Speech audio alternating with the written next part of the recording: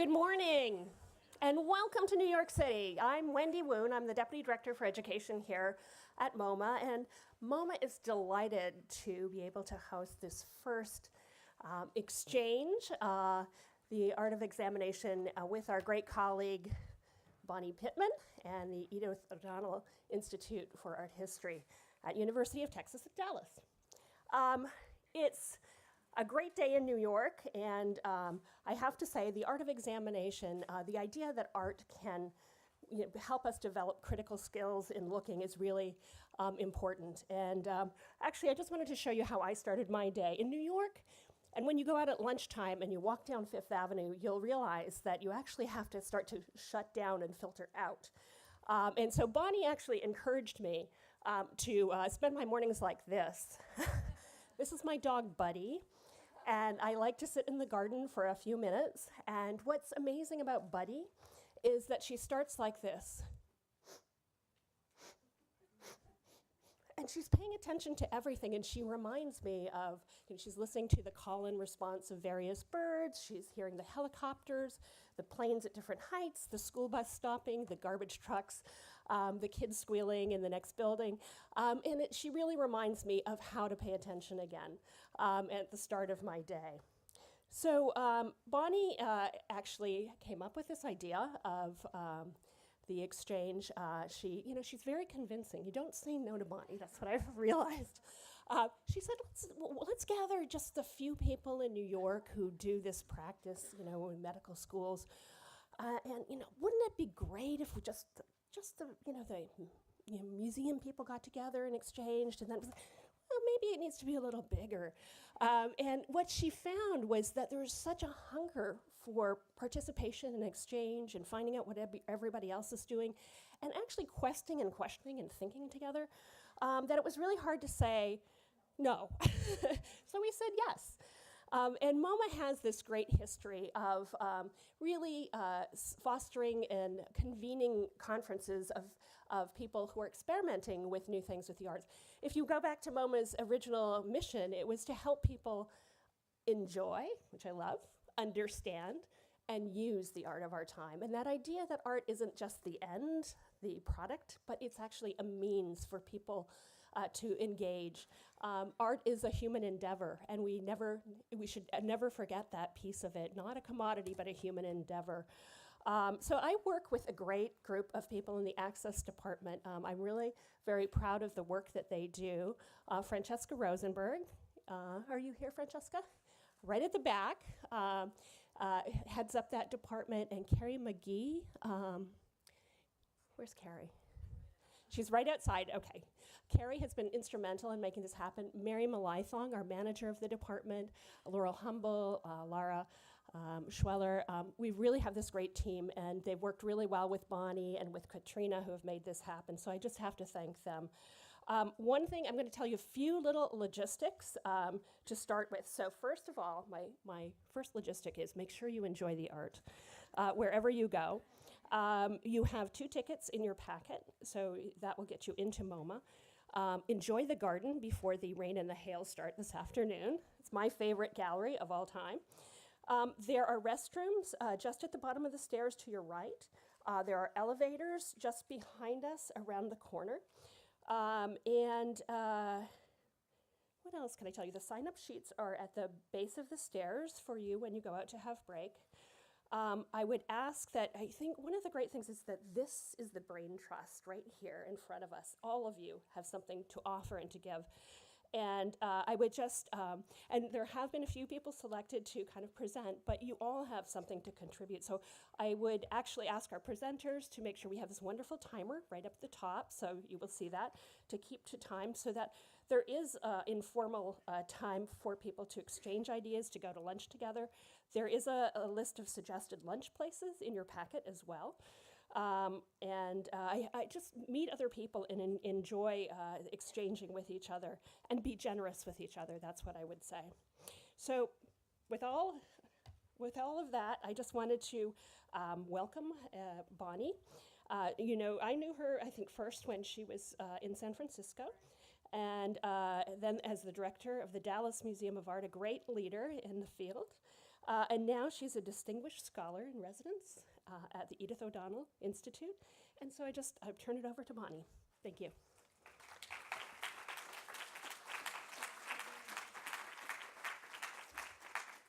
Well, I can't believe we're all here, and I can't tell you how excited I am about this gathering. It's been, it really was an idea that I had and broached with Wendy and her team, and they all said yes. And the terrible thing is when people say yes, then you start moving. And it was exciting, and I'm deeply grateful to a lot of people who I need to thank right now. I also have a lot of trepidation about today and tomorrow because, things can go wrong. You may not like it.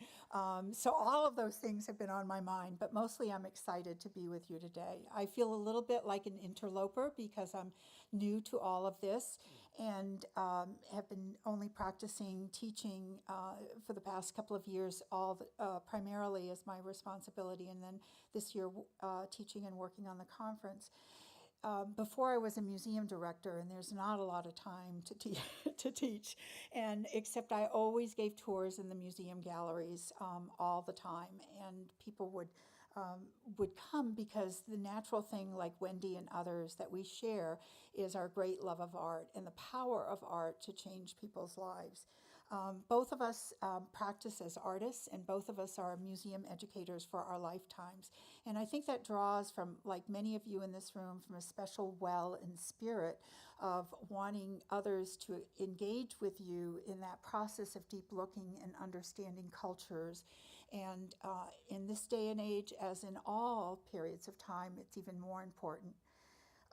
A bit of history. I was the museum director at the Dallas Museum of Art and retired in 2012 because I unfortunately contracted a respiratory illness that has been with me for 8 years.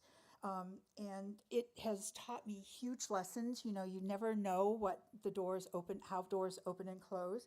But it brought me closer to this understanding because my very extensive time in the hospital and with doctors to realizing how medicine was changing and that so many of the students were using digital, pads. They weren't, especially the residents would come in and interview me and then they would leave and I'd say, well, that wasn't an interview because they never even looked at me in the eye. And so I always wondered about that. I had an absolutely fantastic team of physicians, and I started talking to them about this, and several of them mentioned other programs that were going on around the country. I connected with them and very quickly began teaching on my own with some of the physicians at Baylor Hospital where I'm on the board. And then as my world changed, I began to realize that for me, on what I call the good days, getting to the art museum and looking at a new work of art was transformative. And sometimes they had a lot to do with the healing process, like this great 14-foot hall Riddell bed where, for years I had taught it and talked about Henry Clay and who Riddell was and all the mahogany. And I came home one day from the hospital, and about 3 days later I got to the museum and I looked at that bed, having spent 2 weeks in the hospital, and said, I'll never look at that bed the same way. This bed has a life story to tell, and we've never thought about that life story. It lived in people's homes. It took birth and death simultaneously. It's more than mahogany and a fine craftsman. It really is a story about life. And from there, I began to rethink this narrative line of our collection at the Dallas Museum of Art. And it was amazing how I began to see anew things that I had worked with for 15 years. And so that's the gift that these programs, when you begin to think about the healing process, can open up to you. I was excited to connect with many of you in the early stages, and you all deserve credit, but among them was Linda Friedlander and Irvin Braverman at Yale University, and I was so happy to hear them. Linda called me one day, returning my call one day, and learn about their long collaboration, which really started this whole movement with their students in 1999. Wendy, can you get my water for me, thanks? And they started a whole series, thanks so much, of, excuse me, now that will fall down because things fall down in my life. I knock things over. And then they ultimately went on to do a controlled study and published 3 years later their research, which was fantastic, in the Journal of American Medical Association as part of Jacqueline Doyle's medical school thesis, showing that the museum intervention did indeed enhance observational skills with students. And so those studies and those early actions led to what many of us are doing today. After 17 years, we're gathering, and I do want to say there were so many more people that wanted to come. Wendy had to use her firm dog voice that said, no. And I would go, well, couldn't we just squeeze a few more people in? So at any rate, we had so many people wanting to join.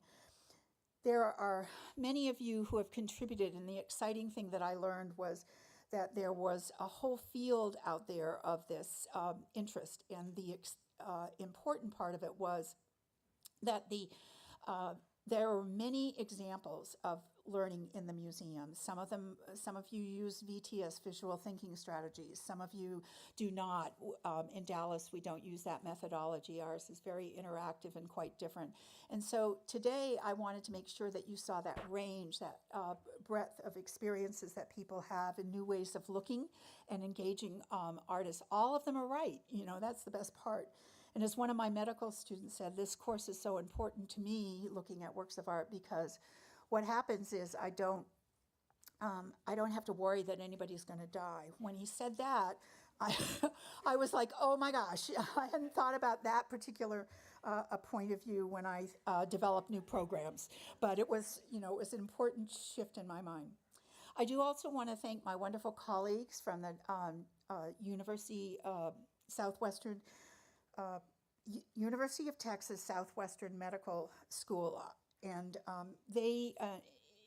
we began teaching Heather Wickless, who's here, and Heather, maybe you could raise your hand a little higher. Heather Wickless and Amanda Blake and Courtney Crothers, that are all in the front, and they're who I've been teaching with over the past several years, and we have many plans for the future. And we have 35, this last year, almost 35 students in our class, so the biggest problem we have is too many people want to enroll. But all three of them have been my partners and been doing a wonderful job thinking about the future with us, and we're excited to be a team. The forum, the Art of Observation, I'm going to get to this slide in just a minute. The Art of Observation was something that was formed with, after I had this idea. When I was the museum director, one of the things the staff hated was when I said, I have an idea. And they absolutely went into meltdown. Oh no, not another one. And I would always panic, like if I didn't have an idea, Dave, because I was stuck in administration. But having ideas is part of the creative process of leadership. So when I had this idea, I thought, well, there can't be that many people out there. Wendy and I actually thought maybe 60 people would show up. And indeed, then I started talking to Ray Williams, who did a forum at Harvard early on, and he was very supportive and helped me in a lot of ways, as did Linda and many, many others of you in this room. And we discussed who the leaders were in the field, and I reached out to them, and then I realized I had to be a little more calculated. And because I come from the art museum field, not the medical field, of course I reached out to art museum directors, and because those had been my colleagues for many years and seemed like an easy way to get the search done, because I knew they'd hopefully respond to me. And we found out that a large number of the art museums have programs that work with medical school partnerships. What's really interesting is if this program was big enough to include all the programs around Alzheimer's and autism and other special needs that come with medical care would be overwhelming and is its own conference. So we narrowed the focus down to just being the teaching programs with medical students and residents. The survey, many of you answered, and we were excited to see the range of programs and opportunities that were out there, and we began to make the selection process. As I said, many more wanted to attend. We had a waiting list of 40 people as we were coming into today's program. This slide gives you a sense of the 138 participants. Now, they're not all here today. They're rotating in and out because of busy schedules. And they are colleagues from throughout the United States. Also, we have a delegation from Rome and also from London. There are many, many more programs internationally, and that may be one of the next steps that we consider is bringing them into the fold. But this time, we could only manage what we could. What's exciting is you're almost equally balanced between art museum colleagues and medical colleagues. So one of the goals of this was to make that match occur and to encourage people to come with a partner, not just representing a single institution, so that the growth here over the next 2 days in these range of formats and styles of learning is to engage you and help you to take new information back to your programs. The idea behind this is, we can do the goal slide, is the whole idea of this is to learn new program ideas, and that's why we set up so many small groups and the teaching demonstrations to connect with new collaborators and meet people. As Wendy said, we're going to have an exercise in just a few minutes about meeting people, and to, very important, translate ideas into future action if we think that's a good idea for the future. So with that, I just need to thank some key people. As we all know, that's part of the program. In particular, I want to note Joel Katz, who we've had in-depth email conversations for almost 9 months and had never met. That's the challenge of that. But he's also chairing one of the plenary sessions, and Joel is from the Harvard Medical School. I'm not going to do everybody's full titles because they're all long, which is good. But they're all in the roster, your e-roster. Ray Williams, who's here from my colleague at the University of Texas in Austin and works at the Blanton Museum, has been in Boston organizing many of these programs before he went down to University of Texas, and now he's beginning with other colleagues there to begin the new medical school programs. And then finally, Elizabeth Goffberg. Where's Elizabeth? Yeah, there she is. And she is chairing, and Ray is doing the plenary session on empathetic communication and patient care. And Elizabeth and I went through a lot of emails exchanging ideas about the evaluation and research, which is an area so many people are very, very interested in. There's a whole breakout session and also Elizabeth's panel this afternoon before the reception. So I want to thank you all for your work, and also all the moderators of the idea exchanges, and very, very importantly, all the people from the Museum of Modern Art, from the Frick, and from MoMA who arrange these amazing teaching demonstrations. If you know what it's like to organize things in a museum and accommodate 10 extra tours in a morning, it's no small feat. But they've done that, and I'm deeply, deeply grateful.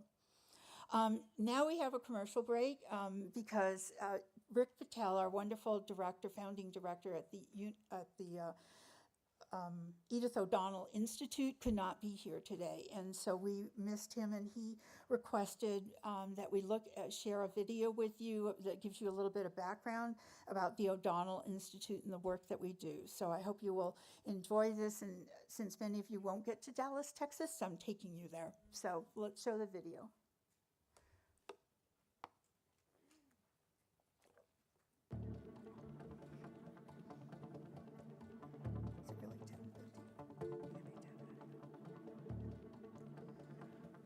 We now are creating an Institute of Art History, the first one in the early 21st century, the first one in the center of the United States, and the first one in the digital era. The Edith O'Donnell Institute of Art History started out as a result of a challenge from Mrs. O'Donnell, who has believed in the arts as an essential part of any successful modern society. And she asked me to think about what she called art history UTD style, a university that fancies itself as being a kind of Texas version of MIT. And so we're a kind of little nimble institute in the context of these very big and rather grand and traditional institutes. The directors of some of the greatest ones are part of our team, and they watch what we're doing and they give us advice. We are, at best, a kind of bringing together of a whole series of collaborators, individuals and institutions. The DMA has now a major collection of Islamic art, the Kier collection. So we're going to look at Islamic art in new ways.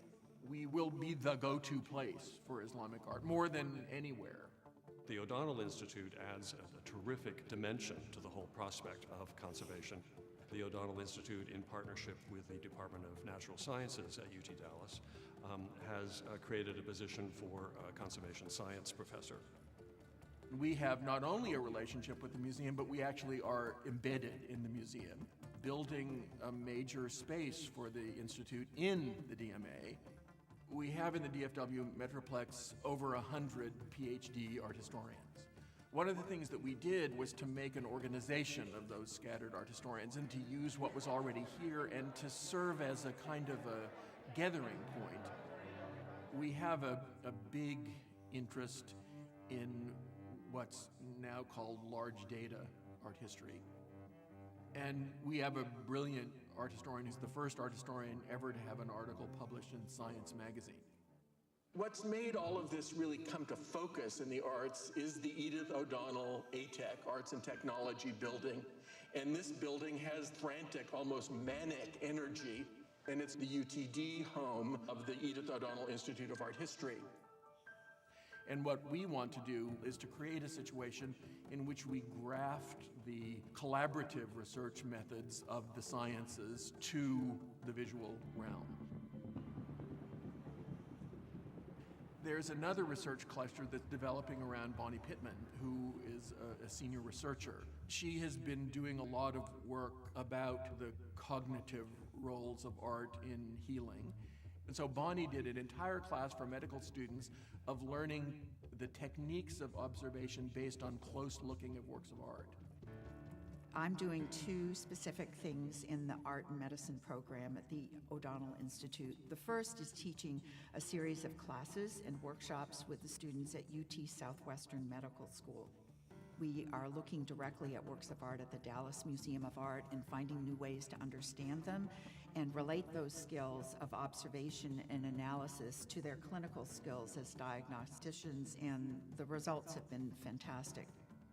We also do workshops with residents, and the Dallas Museum of Art has been a wonderful partner. The second initiative is an international conference called The Art of Examination, Art Museums and Medical Schools, and it's bringing together about 130 medical professionals and art museum professionals to look at the ways that they've collaborated to develop courses and workshops around the country. These medical schools have found a rich partnership with the art museums because the works of art tell stories just the way the patients tell stories. And it's a new way to evoke that information and to help the doctors that are in training to think deeply about that personal interaction, which is critical to the healing process. I love the idea of institute because it suggests something beyond the university. That the real audience for the Institute is not just the undergraduates and graduate students at UTD, but are the people of North Texas and of this region.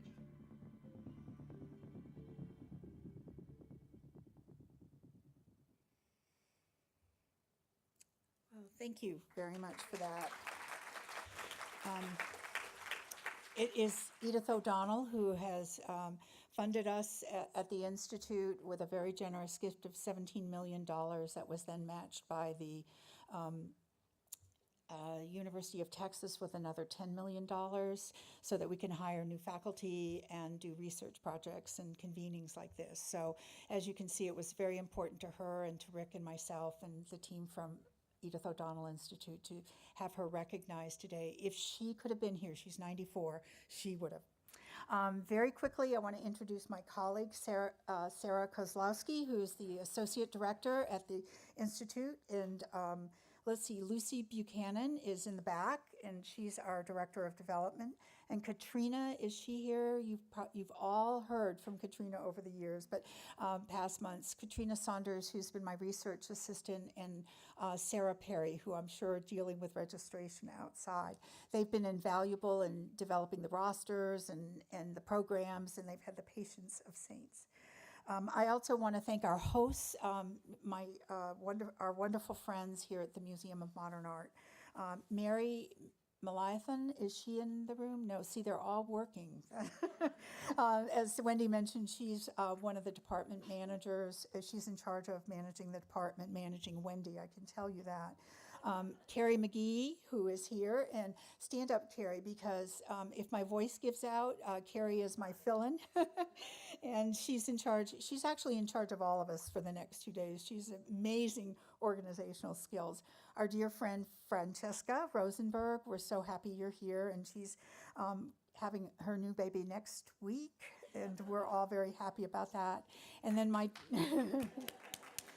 a moment of celebration is a new life. And my dear, dear friend, Wendy Woon, who is the Deputy Director for Education here at MoMA and has been for a long time and has been a dear friend. And then we developed a sustained relationship, and I think sustainable after this conference because of the gathering. And they have done the MoMA team has done just an extraordinary job of bringing people together and then arranging for all of the wealth of resources that are here today and receiving us. So thank you to Wendy and her team.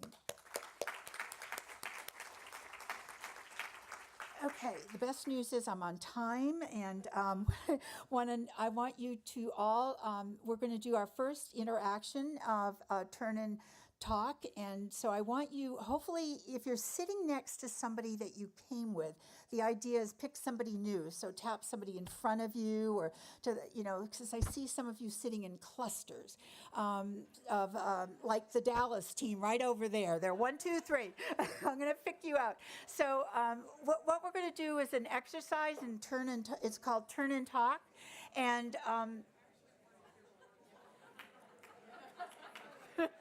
and you're already turning and talking. All right. Okay. All right. This is not working.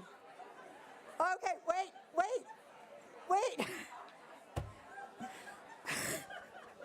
We have lost control, and it's okay. Let me see. Yes, we need somebody with a whistle. Can you all just bear with me for a moment? Okay. So the first idea is, yes, you're going to turn and talk, but try to pick somebody you haven't talked to before. And there are, you're going to do this in a rotation for about 2 minutes apiece. So the first, it's a series of questions like, who are you? You have 2 minutes. Who are you? And then why did you come to this forum? What drove you to get here today, physically, emotionally, mentally, on the airplane or in the trains?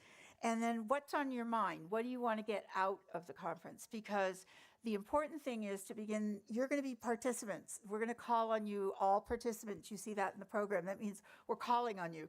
So be prepared. And after we do turn and talk, and if I can ever get you quiet again, then we're going to do a session of what's on your mind, where we'll call on a few of the members in the conference to make 2 minute, not 3, but 2 minute comments, and they'll just rise from their seats, and then it'll be open to all of you. Then I think we go right into Alexandra's. It says, take puffers. So then we'll go into Alexandra's talk. So we seem to be doing pretty well in terms of time. So now, did you find your partner? Somebody you not know before? Okay, and then here are your 3 questions.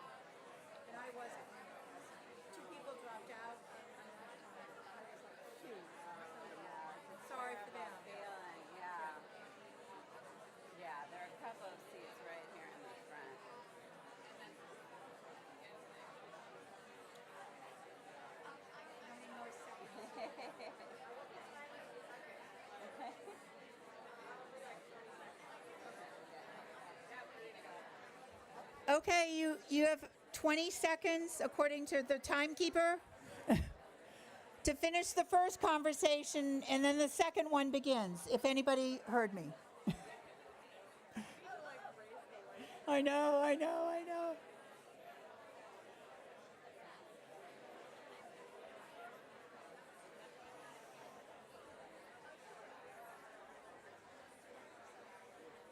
It's 10:03, is that what you said? 10:06 right now. 10:06, so we're really close. Well, because we have a half an hour. Yeah, we have plenty of time, yeah. Yeah.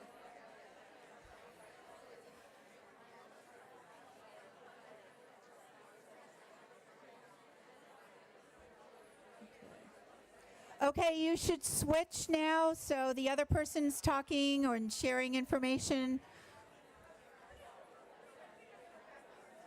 Did everybody hear me?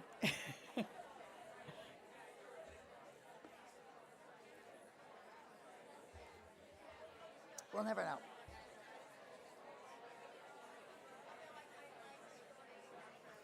Another.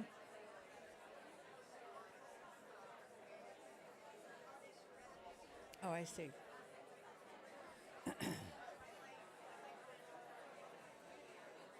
Oh.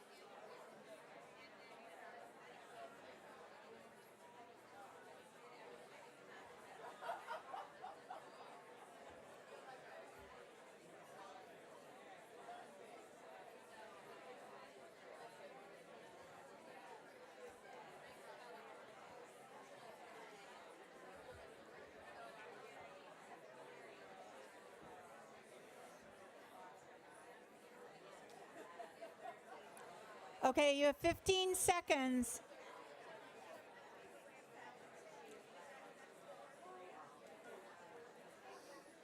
We're doing.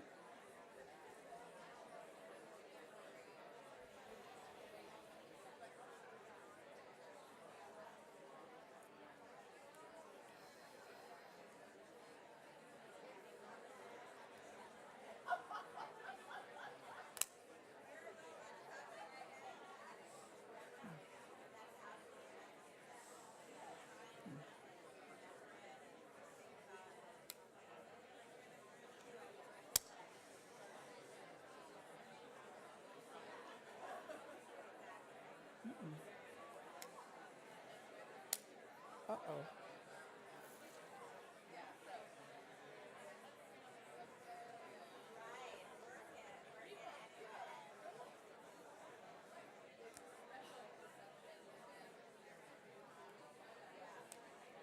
Oh, well.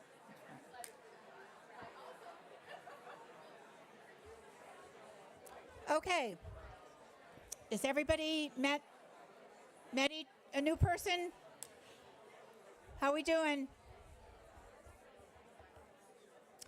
Good. Thank you. So as I said, one of the real goals here for Wendy and myself is to have you meet new people and connect in new ways. So I really hope you'll do this all day today and during the breaks and certainly tomorrow. The next session, I'm going to call on a few of our colleagues, is about what's on your mind. And I've asked them to talk for no more than 2 minutes about some of the things that are on their mind. And then we'll take some of you as general participants in the audience to help us. The first person is that I'm calling on is Horace Ballard, and he's just going to rise from his seat. Horace, are you here? You are, and what a voice. Hey, good morning. And Horace is the curator of education at Birmingham, and he worked at Rhode Island School of Design before that. And most importantly, in the notes that he sent in about his autobiography in 10 words was a quote from Emily Dickinson, "I dwell in possibility." So welcome, Horace.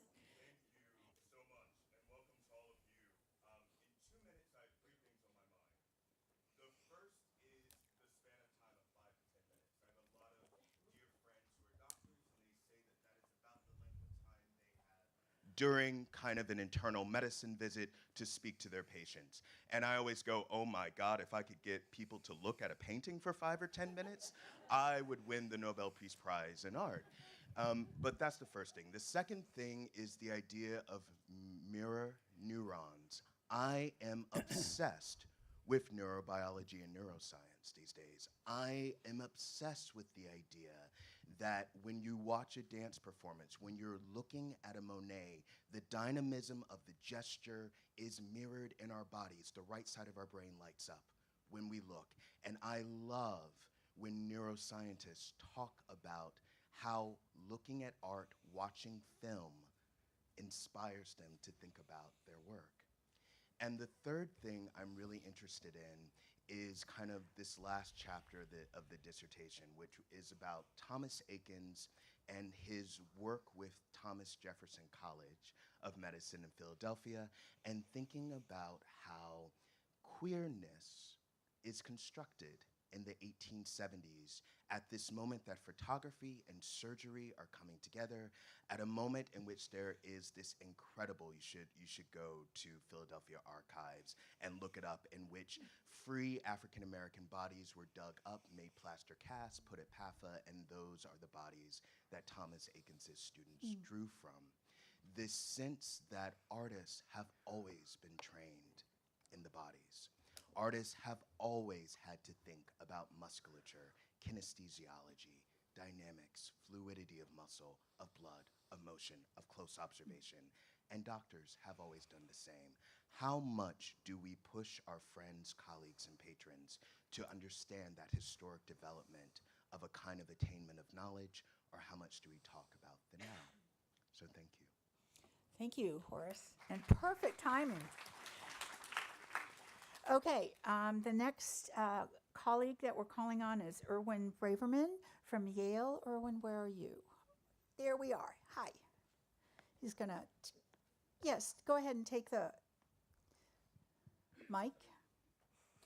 Erwin is at the Yale Medical School, and one of the things he made an observation about, which I loved, was that he'd like to have staged in one of his programs a Gregory Crutzen photograph, which is kind of amazing to think about. So I decided that what I thought I should do is say something about the history of this movement. And so it's been 18 years since 1998 that Jackie Doyle, who was then a Yale medical student, and Linda Friedlander from the Yale Center for British Art, and I created this course, Enhancing Observational Skills Through the Use of Art.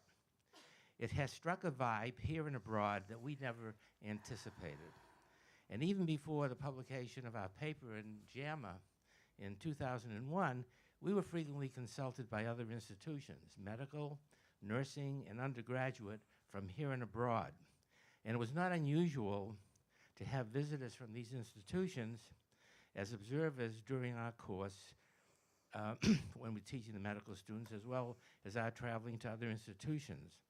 And so this forum comes at an appropriate time for all of us to compare notes and to form new approaches to strengthen this aspect of medical education. So this program serves as a reminder and a stimulus for students and faculty that observational skills in medicine still matter, not just for diagnosis, but equally important for saving time and money, often in arriving at that diagnosis. And the development of sophisticated imaging techniques and laboratory tests since the mid-1970s have blunted and diminished the spontaneous and inherent observational skills of physicians. So we believe that this program can refocus attention to resurrecting this important skill. So our program at Yale includes total student immersion in a gallery experience, followed by analysis of medical images. And both of these activities illustrate a variety of cognitive and visual features that serve as paradigms for evaluating patients. Our program also provides the student with a cerebral experience of finding and evaluating all the details in an unfamiliar object, whether art or human, so that Sir William Osler's aphorism can come to fruition, namely, learn to see, learn to hear, learn to touch, learn to smell, and to know that by practice alone, you become expert. And we plan to illustrate our approach in our demonstration tomorrow. Thank you. Thank you.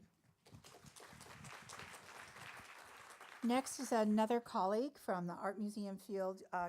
Gretchen Dietrich is currently the chair of the Education Committee and on the board of the American Association of Museums. She is also here as the director of the Utah Museum of Arts. And Gretchen and I have known each other for a long time, just like Wendy and I, because we're cut out of the same cloth, and we're hoping we can take this movement into share it with our colleagues. But Gretchen, your 2 minutes. And just to mention this, her talent is juggling champagne bottles. So as she's talking... Someone made that up for me. Jorge. And actually, I just want to say, I'm actually the chair of the Education Committee for the Association of Art Museum Directors, the AAMD, a wonderful organization, different from AAM. But I'm so delighted to be here. And when Bonnie calls you, you just come. That's what happens. So my thoughts here have to do with the bigger picture. So how is it that the kind of learning and teaching that is happening in these programs that are happening all across the world, how is that kind of learning and that kind of looking and that kind of concerted effort and connection to art objects, how can that improve the practice more broadly of art museums and how we strive to engage visitors all over and throughout our communities? And so I'm going to be looking and I think Bonnie sort of already said it, museum directors, your job shifts a bit, right? I don't teach as much as I used to, and I miss it very much. But my job now requires that I have a sort of little higher level view, and making sure that we have the funding in place to do all the great things that we want to do. So I'm delighted to be here, and I'm going to be looking at and thinking about the bigger picture and how these kinds of programs, it's so amazingly interesting to take such a deep dive into a very particular kind of program. But how is the work that you're doing, how can that inform and improve the ways in which all art museums and all museums are striving to have a better impact, a deeper impact, to educate, to engage, and to be more relevant as the communities around us grow and change. So I couldn't be more delighted to be here, and I just look forward to reconnecting with many of you and meeting many of you, and I just want to say thank you. Thank you, Gretchen. Let's see, Carolyn Gross, where are you? From Houston. There she is in the middle. And Carolyn is the chair of learning at the Houston Museum of Fine Arts. And she describes herself as being the person you want to go to. She is the calm in the face of the storm. And Lord knows there have been enough storms down in Houston recently to make that a reality. Seem appropriate, doesn't it? Yes. All right. Thank you so much, Bonnie. And thank you all for being here. This is great. I'm very honored to be working with you these couple of days. I was just talking with someone that I don't know, and I said that I think one of the most important things that we as art museums can give to the medical field is a safe space to talk about things that are really important, but in a place where life and death is not, there isn't the consequence that you have in the clinic. And so I'm interested in exploring a little bit beyond that, that safe space. And it seems to me that what we're doing is curricular, and that's really important, both for medical education, but also on the museum side for object-based learning. This is one of the things that we do in object-based learning as museum educators, and I would love to see this work incorporated more within object-based learning. And then beyond that, though, I think that what we're doing is contributing to the wellness of medical students, of faculty, of the providers of medical care. And so I would love to see us through these 2 days talking about how this work connects with the wider field of wellness. So thank you again. Thank you, Carolyn. Kavika? Kavika Cow is a doctor and chief medical resident at the medicine at Baylor College of Medicine and the MD Anderson Cancer Center. So welcome, and love to hear your comments. Well, thank you so much for having me here. I guess what's on my mind is a couple things. So we, Carolyn and I, co-teach a course, and our goals are to improve the art of observation among medical students and then also emotional intelligence in a digital age. Interestingly, I took the course 7 years ago, and then for the last 3 years have been co-teaching it. And I want to share a patient story actually with you, if you don't mind, that solidified in my head the importance of this course. On my last 30-hour call of residency, I had a patient I was called to see for hypotension, which is low blood pressure. The patient had been in the hospital for about 2 months, had been hypotensive all the time, and it had been attributed to a bad infection. When I walked in the room, the first thing I noticed after the vital signs was that actually, looking at her pictures at bedside and then her family as well, she was significantly darker, like 10 shades darker. And this is a patient who has been in the hospital without sun exposure. And I immediately diagnosed her with adrenal insufficiency. So I think that's something that this course had taught me to see beyond just the vital signs, to see beyond the labs. And one of the things that we're working on is trying to figure out a way to integrate it into our core curriculum, because it's something that you don't learn the value of until you've been through it. So I'm excited to see what other people have ideas about expansion, and then also with expansion comes issues on funding and figuring out ways to conduct research on this work as well. Thank you. Thank you, Kavika. And our last person to speak this morning is Dr. Elliot Sussman. Is Dr. Sussman? There you are.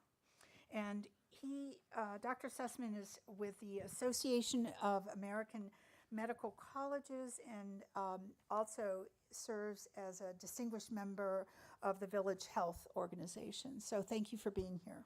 Thanks. It's nice to be here. Thanks for inviting me. I look forward to learning with you. One of the things that's on my mind is just serendipity. When I moved from the great art city of Chicago to Allentown some 25 years ago or so, the very first morning there was a knock on the door. A man introduced himself. It turned out that in Allentown lived the chairman of the board of the Philadelphia Museum of Art, Phil Berman, with his carnation, somewhat connected to this wonderful museum as well.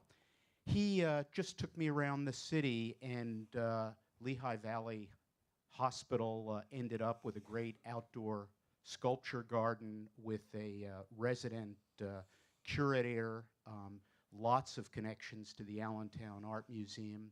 And it was all because of really serendipity. So in this amazing city of New York, let's all look for serendipity as we learn together.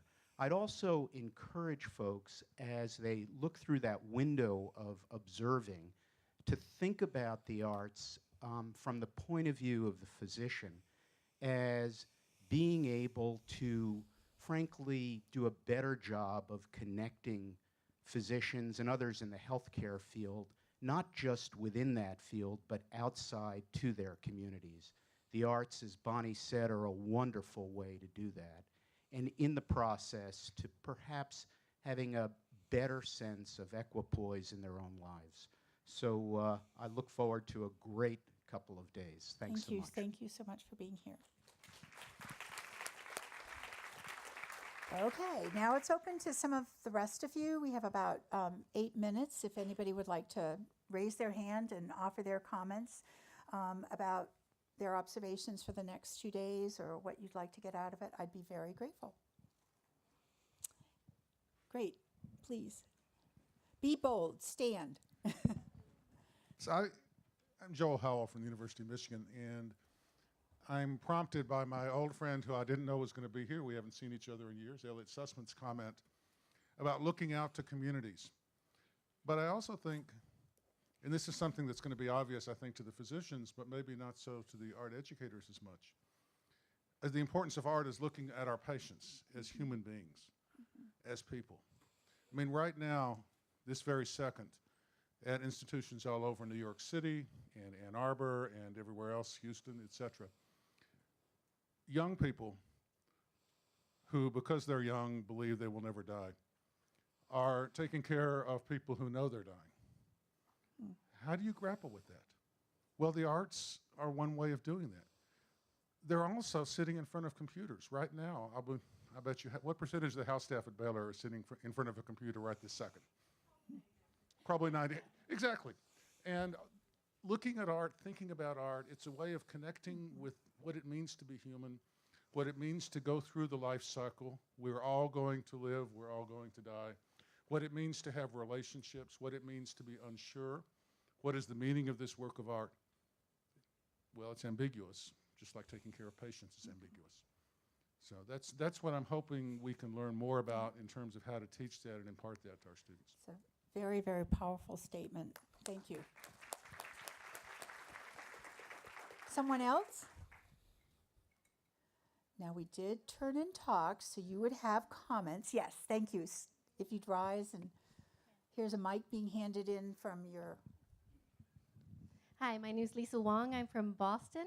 I'm a pediatrician and actually a musician, so not much of an artist, but working with a lot of colleagues who do work in art. My interest as a pediatrician and interest in arts education is that we learn a lot from the art educators from K through 12, from preschool and college, and see how we can blend what all knowledge that's already there is and how we can apply it to our medical students. We don't need to reinvent the wheel, but just learn how to apply it to a different patient, a different education population. Great. Thank you, Lisa. I'm waiting for the next hand. Yes, great, over here. Oh, there you go. And then why don't you come down to the mic right here? Thank you so much. I'm here with Isa Lampe from the Cantor Arts Center. We're both from Stanford University. I'm Audrey Shafer from the School of Medicine. This is just an amazing collection of people. And I wanted to use a quote from Martha Nussbaum, the philosopher, that she wrote about literature, but I think applies equally well to the arts, and that is that we have never lived enough. And I think that the arts brings that forward, as has been mentioned already in terms of our humanity. And what we've been struck with most recently is through our work with medical students and now undergraduates is that physicians who are on faculty or practicing in the community hunger for this type of continuing education as well. And so we've started to open up special programs for our faculty at the medical school. And I think it's just an amazing opportunity for collaboration between hospitals, clinics, and art museums. And our last comment over here. Thank you.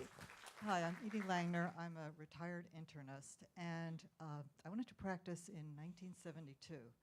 And I have seen nothing much except a real downhill slide in what's happened between the relationship between doctors and patients. And now I'm at this section of my life where I'm taking care of my family, my husband and very sick members of my family, and there is no time for them to be seen by their physicians. So I feel responsible, frankly, for being a physician who's been in practice during this time, and yet we've allowed our fabulous profession to have this happen. And not that any of us are in charge of what happens in the world, but there is a sense of responsibility that we all face for where we are. And so my goal for this is that we encourage all these young physicians that we're training to turn this around, and it's our responsibility to give them the tools to do that. For me, art is one of those tools.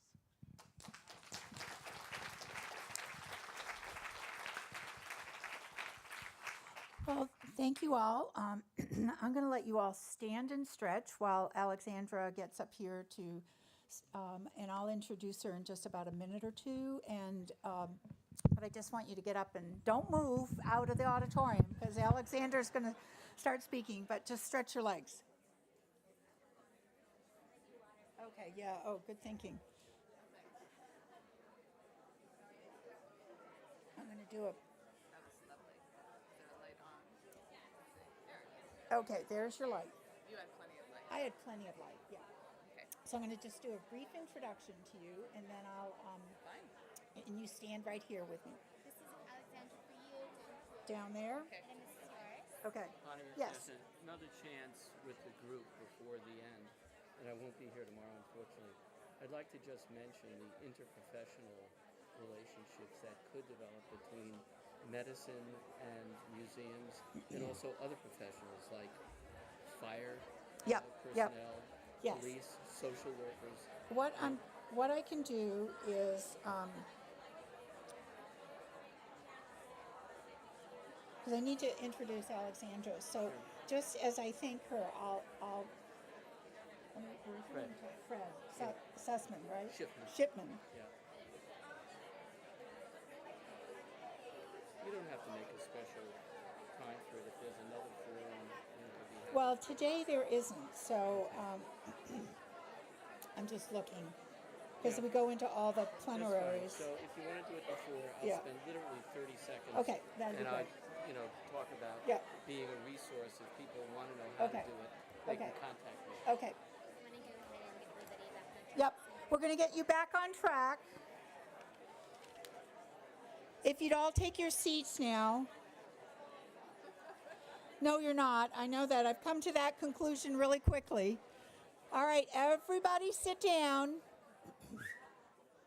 Whoever my whistler is, I'm deeply grateful. I'm already relaxing because the very thing that we wanted to have happen is happening, which is people meeting each other with excitement. And what I'm going to do is, just before I introduce Alexandra, Fred Schiffman, who's in the back, came down specifically and wanted to make a comment about his observations. In large measure, he won't be here tomorrow, which would have been great to have in the Future Forward. So many of you, there are 2 sessions tomorrow, Future Forward and sort of the summary of the conference. And I hope that you'll be thinking about your comments because those are really open to participants. So I just wanted to mention, I'm from Brown. I work with medical students, residents, fellows who attend the museum, the Mystery Museum. That's a more traditional thing that we do. I would urge you, once you get these programs going, to add other professionals. We've had a terrific program involving Providence police detectives who look at art with us, and we're opening it to the fire department and others.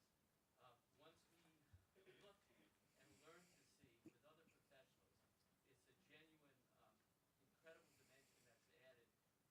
And I've networked with police chiefs around the country through the police chief of New Haven and Providence. And so if any of you would like to do it, please contact me and you can develop similar programs. Thank you. Thank you. So there we go, Future Forward. Well, now it's time to introduce my new friend, but that's very important to me and a wonderful, wonderful person who shares one of the great passions that I have, which is looking deeply. I have a practice of doing something new every day. Today is 1,979 days that I've been doing this practice, where I do 1 to 3 new things a day. Yes.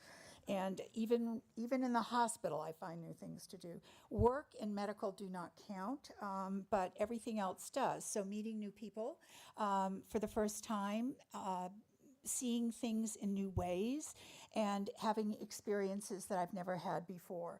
And it's been a very important part of my life in the healing process and sustaining me. And Wendy and I were talking one day last fall, and interestingly enough, we both had on our desks the same book.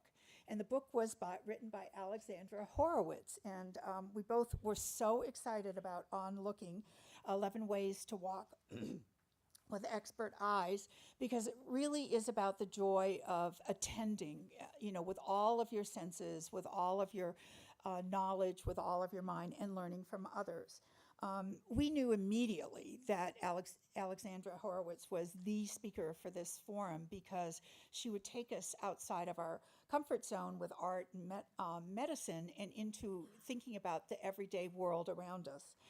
What's important to realize is I was also at the Dallas Museum of Art. I had just read a series of studies about how long people look at works of art. And to say I was depressed is an understatement. The studies show somewhere, if they're generous, between 10 and 17 seconds.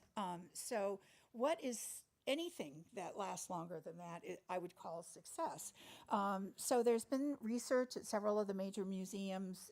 They're not all statistically accurate, but that notion of slowing down, looking deeply, seeing with all of your mind and body and spirit is something we want to have happen. It doesn't all happen in 17 seconds. So turning to Alexandra and reading her book, I really encourage you to do that. She weaves together these different frameworks and about selecting and using your mind and body.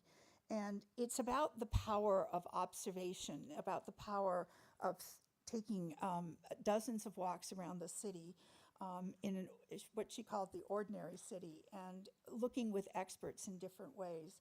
And she had the most amazing teachers, including her son, who took her down the road of the block they live on and saw the triangles and the circles and the O's, walking with an amazing woman, Arlene Gordon, who is blind, and hearing in that particular walk how a person who relies on auditory senses, really has to process this information very, very differently than we do, but can see in their own way.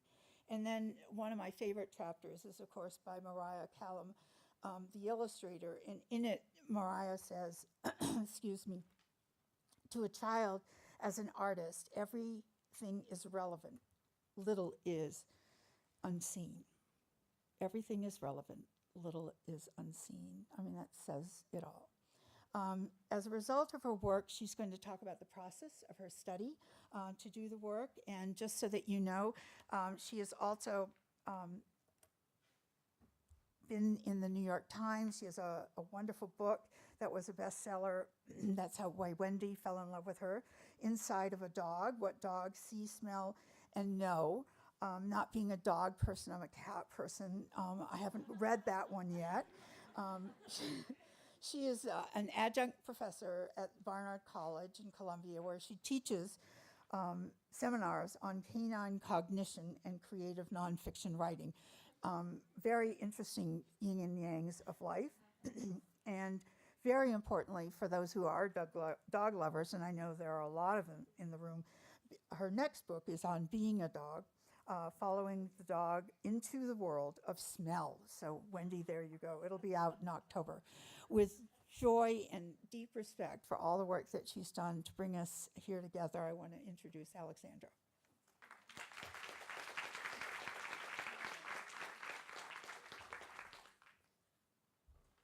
Good morning. Thank you, Bonnie, very much. Right now, you're missing, I'm sorry to say, the vast majority of what's happening around you. You're missing events unfolding in your body, in the distance, and right in front of you. By marshaling your attention to my voice, you're ignoring an unthinkably large amount of information that continues to bombard all our senses. The hum of the air conditioner, the ambient noise in a large room, a person shifts in her seat, someone else stifles a cough, the way sound is falling in this room, different from other spaces, the sensation of your chair pressing against your legs or your back, your tongue touching the roof of your mouth, perhaps, the way your lips are touched together, the tension you might be holding right now in your shoulders or jaw, the warmth of your thighs if you're crossing your legs, the coolness of the tips of your fingertips, the blurred view of your own nose and your peripheral vision you're not seeing, the warm smell of the material of the chairs that came up as you sat in them, the clean smell of other bodies around us, and the perfumes that we apply to ourselves. This ignorance is useful. In fact, we usually compliment it and call it concentration.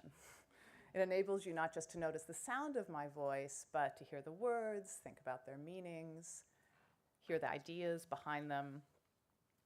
Alas, though, we tend to bring this kind of focus to most activities we do, not just the most complicated, but also the most ordinary.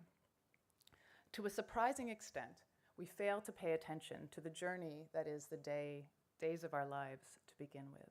And we miss the possibility of being surprised by what is, in essence, now hidden right in front of us. So this morning, I want to tell you a little bit about a project that I did that Bonnie alluded to on Looking, in order to reveal that which was hidden to me, to see what I usually missed. I'll share with you how I came to this project, my approach, and a little bit of what I found. And perhaps it will provide an impetus for you to see something entirely new, even in the art with which you are familiar, or in the practice at which you're well practiced. I call this the observation of trifles, as a nod first to an artist, a writer, Arthur Conan Doyle, and second, as I'm sure many of you may be aware, his strong influence in his writing, his medical school professor, Dr. Joseph Bell. Doyle, as a medical student, was stunned at Bell's ability to identify a man's profession simply by looking. For instance, to notice a hobble on a man who approaches and see a worn spot on the inside of his trousers and identify him as a cobbler who must hold a smooth, heavy lapstone against their knees while hammering leather. A skill, he thought, for noticing the infinitely little detail. Doyle gave that skill, which is a skill for observation more than for learning, to his creation, Sherlock Holmes. In one of the novels, A Case for Identity, Holmes chides Watson for his lack of understanding of, quote, the importance of sleeves, the suggestiveness of thumbnails, or the great issues that might hang from a bootlace. And indeed, the length and condition of your sleeves, the state of your fingernails, and the integrity of your shoelaces might reveal something about your habits or your health. In fact, take a look at your nails, or better, take a look at the nails of the person next to you. If they'll let you. If they don't, that's also revealing.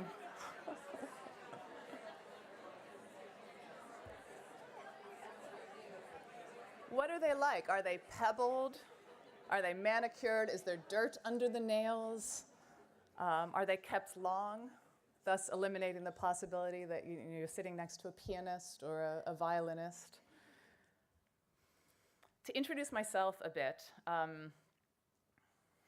and which begins to explain a little bit of my approach, I am actually involved in neither art nor medicine, which is probably why I was invited today.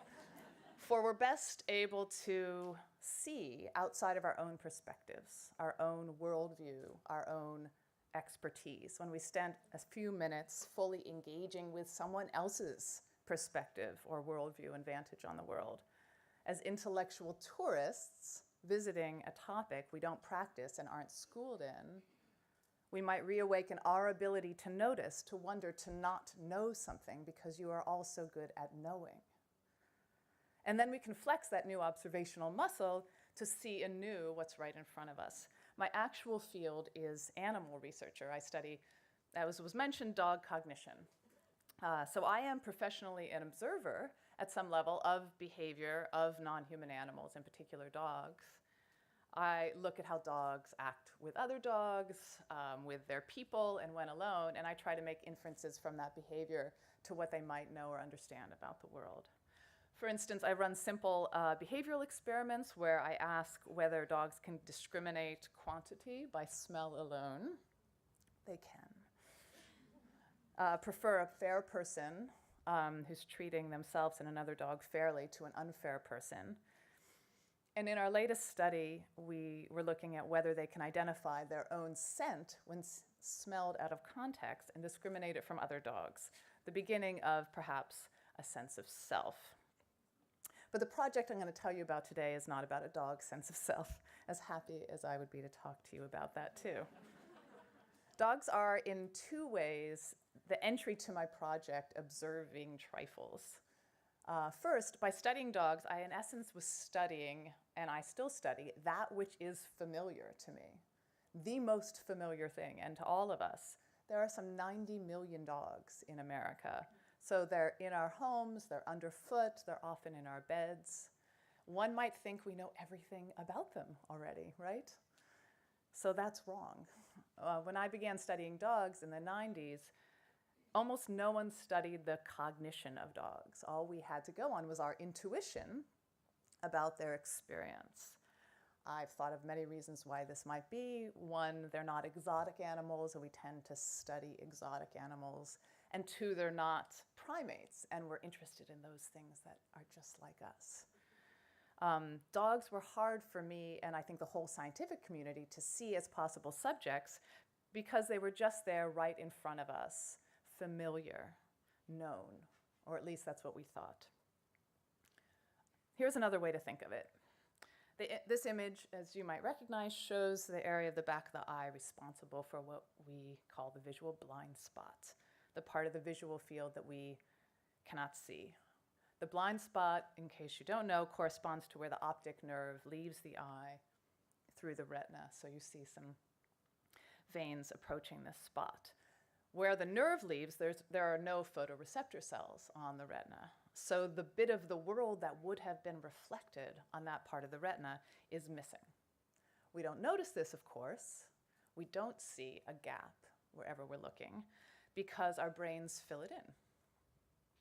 Dogs in cognitive science represent a kind of metaphoric blind spot, what we're looking straight at, but not seeing. So dogs helped me see that we often need to look again exactly at the things that we think we already know everything about. And dogs led me to my project in a second way. For the project I did take dozens of walks in the city around ordinary blocks, by which I mean not tour book blocks, not places people visiting the city go to see the city. I took these walks with very specific companions, people who have different expertise, different ways of looking at the world, and simply asked them to tell me what they saw. Of course, I got this specific idea about walking around the block together from dogs. As anyone who's lived with dogs, I've taken lots and lots of walks around the block. I've lived in cities for about 26 years, take a few walks a day. So maybe 1,000 a year, so about 26,000 walks around the block. One tends not to think of that time as a time of adventure and learning. But I did, over time, I realized, learn something, which was what is interesting on a walk to a dog.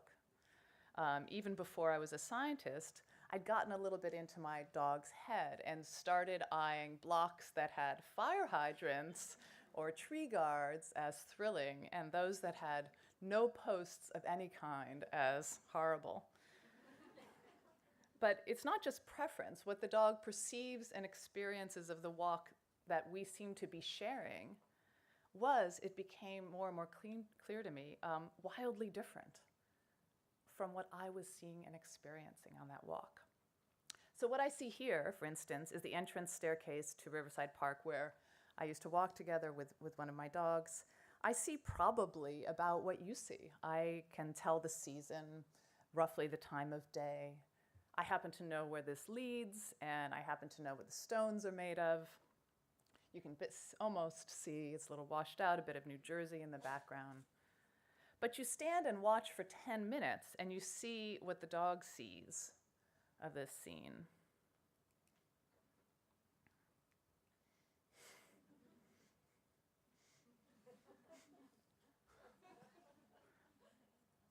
And this is, of course, why The dog's perception is utterly different. The scene is rewrought to an olfactory creature. It's an olfactory scene, and actually only one spot is perceived by the dog. Imagine, I thought, if my dog could share with me what she saw. And then imagine, I began, the thousands of other ways to see this very simple scene. For, as geographer Doreen Massey has said, space is not a flat surface across which we walk. You're cutting across a myriad of stories going on. At every point, you could stop and tell the history of that point, and it will be a trajectory. It will tell the story, perhaps for dogs, of the other dogs who have passed. Or for us, the story of a city, of the people who've made the city, of the people who have lived there.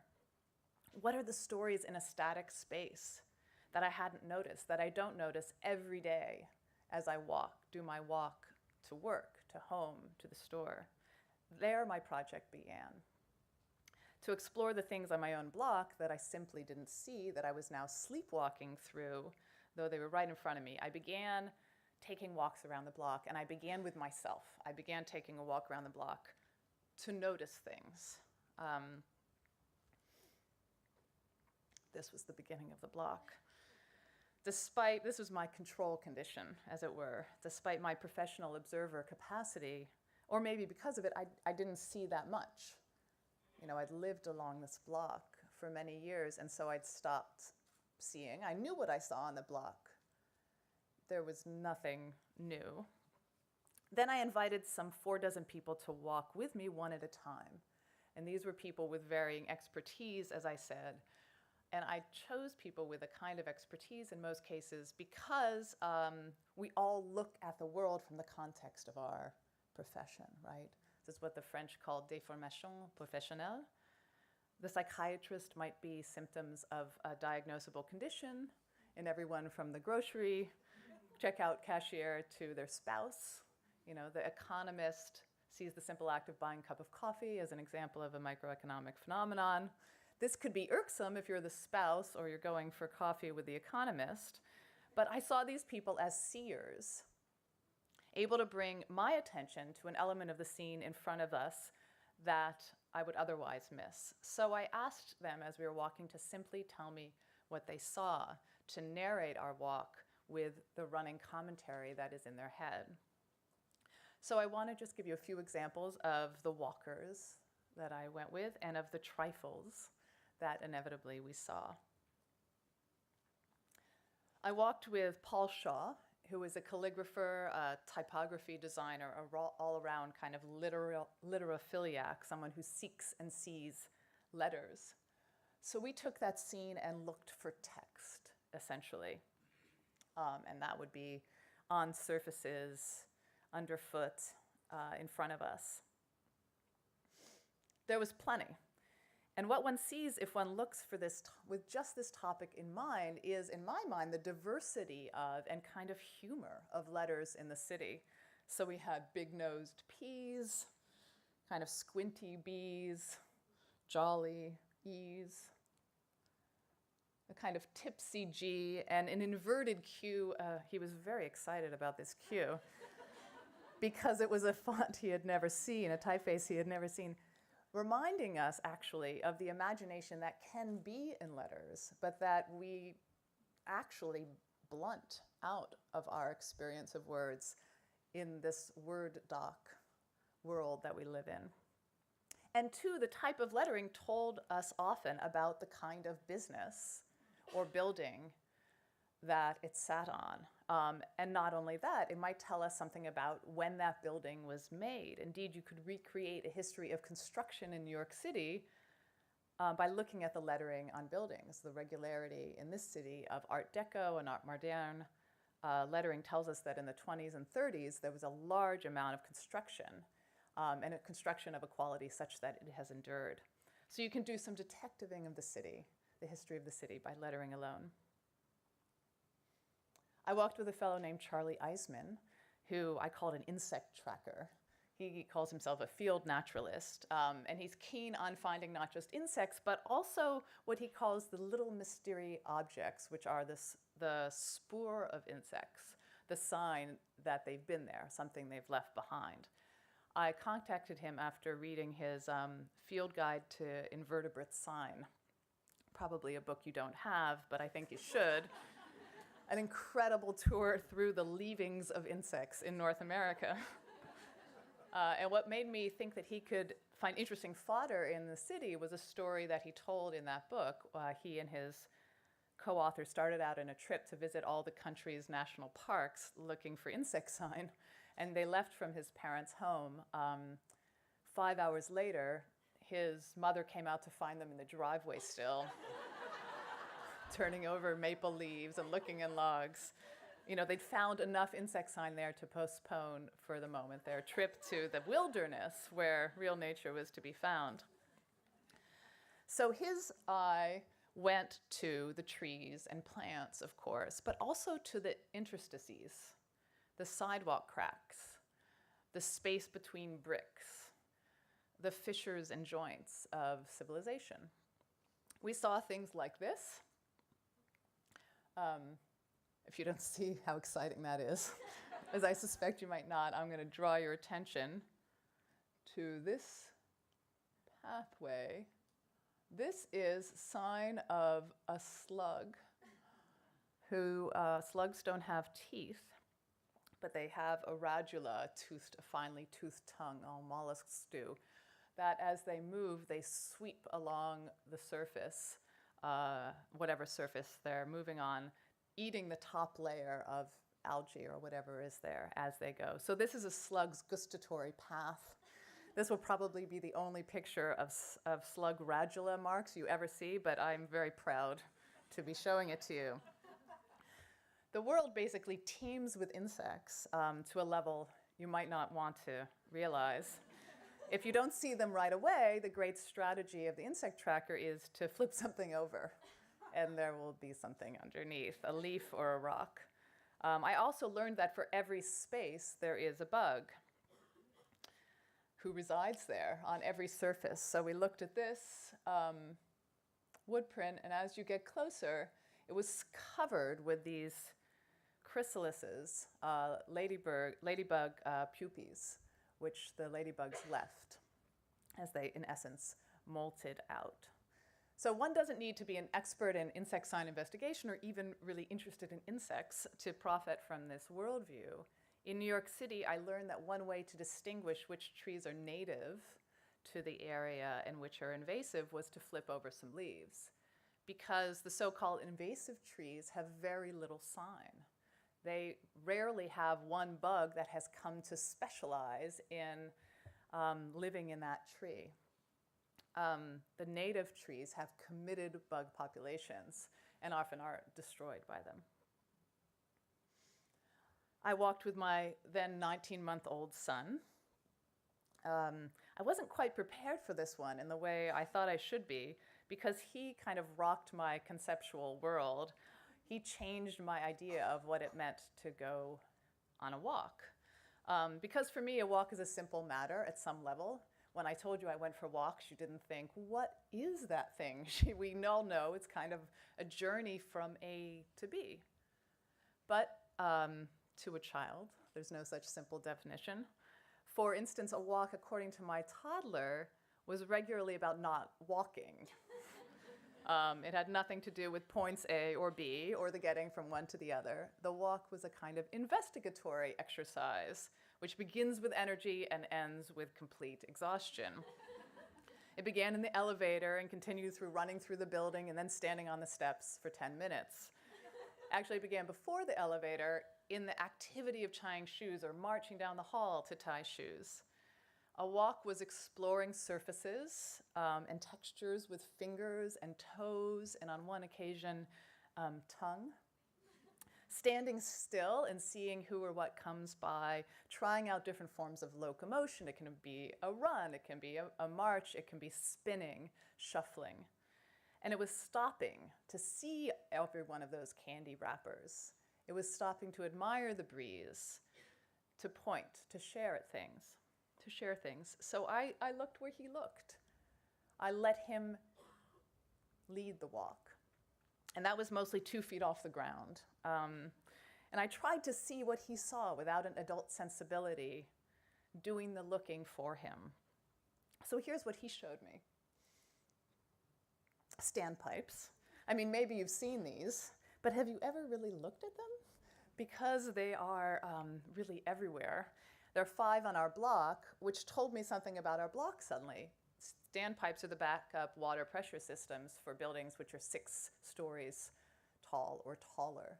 So you can see essentially the height of your street without looking above 1.5 feet off the ground, because it will have these identifying markers. There are dozens of varieties of these hydra, I now know because of him. He saw this, which I thought I understood, but I didn't. He was learning his letters, and so that's what he saw. He saw T's and Y's, and especially O's. O's were everywhere. O's were on signs and license plates, but they were also in the back of air conditioning units. They were also on a call button. They were also in a sidewalk crack. And so at some level, we rewrought this street as made of letters. He saw this, and this is what he wanted to point out to me, the acute isosceles triangles, which, having lived on this block, I had never seen. In other words, he showed me all the things I had stopped looking at, I had decided were not relevant for my perception of the block. I went for a listen, as Bonnie said, with Arlene Gordon, who became blind half a lifetime earlier in her 40s. She disavowed my claim that she might have some other supersensory ability, and we nonetheless took a walk. She used a cane, tapping it a few steps in front of her. So the tap of her cane turned out to draw a picture for her, a sound picture.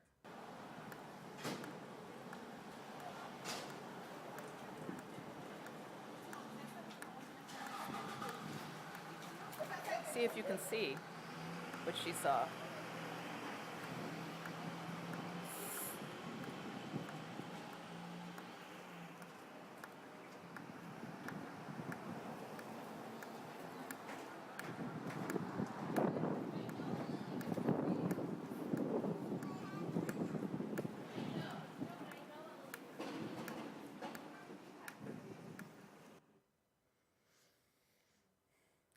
She saw us approaching this awning in that audio clip. The tap that she was making bounces around the environment and comes back to her like it comes back to an echolocating little brown bat, telling something about the shape of objects around her. So we heard the car. You might have heard the wind. But she heard when the sound was more distinct and closer, because it was bouncing off of the underside of an awning. She did use the wind too, actually, that you probably heard. For her, she uses it to tell when she's at the end of a street at an intersection, because in a city like Manhattan, there is a change of wind direction on every block. And we learn to ignore it, but you can feel it yourself on your face. And for Gordon, people talking on their cell phones, the kind of bane of contemporary culture, were a great relief, because they were beacons of where people were on the sidewalk in front of her. I walked with a gentleman named John Hadidian, who is an urban wildlife researcher. So we looked for the places where wildlife are, which are the spaces between human existence. And we saw these. If you don't see, I'll zoom in. Between apartment buildings, there's a 1-inch space, which houses a community of dozens of sparrow residences. Something I, again, living a block away from this, had never before seen. Indeed, what we saw is that animals around us live in the kind of parallel universe, using our habitats, using our food, and raising their own families in the hours when we retreat, in the spaces which we retreat from. And we saw how the face of a building mimics the face of a rock cliff. A building like a cliff supports an ecosystem. It has areas where the wind doesn't hit, where plant life can flourish, and it has little cornices where a small animal might scamper or a winged animal can land. Cliff animals, incidentally, include mice, various squirrels, birds, raccoons. Do these sound familiar? These are urban animals. And there's, in fact, a hypothesis called the urban cliff hypothesis that animals who were living around Homo erectus and in caves have simply followed us into the city with our new man-made caves. I did, of course, walk with my dog, and I had some sense where we would be looking. But I let him lead. Part of what I started doing in walks with my dog is taking occasional smell walks, which were our walks defined by where and how long he wants to smell whatever it is that he's smelling, not defined by my desire to get around the block in a certain amount of time, or to get him to exercise, or to get him to pee. And we saw things like this. So once you think about a dog who might be sniffing for a long time, this is actually a horrifying prospect. The balusters. We know they have some good smells for dogs, but if you watch sniffing, I got the distinct impression that each baluster's smells were different. They're telling tales of passing dogs, and in fact, they're telling the tale potentially of passing time. For the difference in concentration of odor from the first to third baluster, a trained dog can distinguish, and can tell, therefore, which way the dog leaving that smell went, because the newer one will be a stronger concentration of odor. I refrained from sniffing them myself, but I admired and followed his nose. In following his nose, he also pulled me to an unfamiliar doorway and insisted that we stay there on someone else's doorway with no one there. But a few minutes later, out came a woman I recognized from morning dog walks, and she confirmed what Finnegan had smelled, which was that she had just gone in with her dog 10 minutes before. He saw her past presence still on the street, and so is the street rendered by dogs. It sees the smells by those who have long since passed, but left behind odors in their wake. I walked with Sidney Hornstein, who is a geologist at the Museum of Natural History. He described the world as being for him either minerals or biomass. So we looked for the minerals, which turns out to be nearly everything. For the sidewalk, the street, the buildings are all stones. And more important, they're stones from somewhere at some time. For instance, this was the face of my building, which turned out to have on it this. This might not look that profound to you if you have not ever taken a geology class. It's a limestone building. Limestone is the sediment from the seafloor, the sea that 300 million years ago used to be in the place which is now about Indiana. And what it is mostly made of are the remains of the animals who lived in that sea. That's most of what the limestone is. And so you see here actually there are little crinoids, which are discs, and then these little shell-shaped things. These are pelecypods, shells of bivalves. My entire building is made up of fossilized remains of these sea creatures from 300 million years ago. That surprised me. We saw these as well. This is another limestone low wall. And these squiggly lines are ancient marine worm tracks for when they burrowed through the sediment in the sea, eating their way along. The traces are the paths chemically changed from passing through the worm's digestive system and then fossilized when the worm moved on. So ancient marine worms from 300 million years ago featured on your street. I walked with Fred Kent of the Project for Public Spaces, which he founded after working with William White, the great urban sociologist. So we looked at people, essentially, on the streets and sidewalks, and we looked at how the streets worked or didn't work for the people and how people used them. And how, despite this, more or less the winter version of what it looks like a half a block away on Fifth Avenue right now, we rarely bump into each other in a dense city while walking. Urban pedestrian behavior, especially in New York City, is quick and fluid and largely unconscious, a kind of cooperative dance that we don't know we're dancing. As it turns out, there's research on ant swarming and bird flocking, and especially fish schooling, that shows that there are a few simple rules that these animals follow to avoid congestion when there are hundreds of thousands or thousands of individuals. We use the same rules, researchers have found, to avoid bumping into each other, and they're these. Alignment, keep up with those next to you. Stay comfortably close. Avoidance, avoid bumping by keeping an even distance from each other based on your personal space. So personal space for fish is a little different than personal space for humans. And different people, obviously, from different cultures have different personal space. But also attraction. Follow whoever's in front of you. It doesn't matter if the one in front of you is leading. In fact, they don't know they're the leader.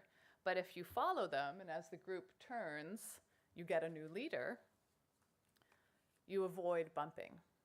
We do this same thing unconsciously. And we see violations of this from those who are not in our school. In other words, clusters of tourists, texters. These people are not even using their ancient fish brains. Another walker with whom I looked at people was Bennett Lorber, who was a doctor specializing in physical diagnosis. So a kind of worldview that many of you already have. We viewed those walking toward us or away from us on the sidewalks as though they were submitting, basically, to a gait test, to a test of diagnosis. And in that way, we could see people who needed hip surgery, who had stenotic spines based on their gait. We saw a person who had a genetic disorder of the 23rd chromosome, right, by their physical appearance walking toward us, a kind of real-life X-ray of their conditions. I've spared sharing with you, although I wish I had the technology to do it, what he and others can smell on people. I don't know how much you use smell in your practice, but it used to be quite common to smell people for their disease. For instance, the putrid smell on breath that indicates an anaerobic infection. The sweet, rotted fruit smell of diabetes, and so forth. And finally, I walked with the artist Myra Kalman.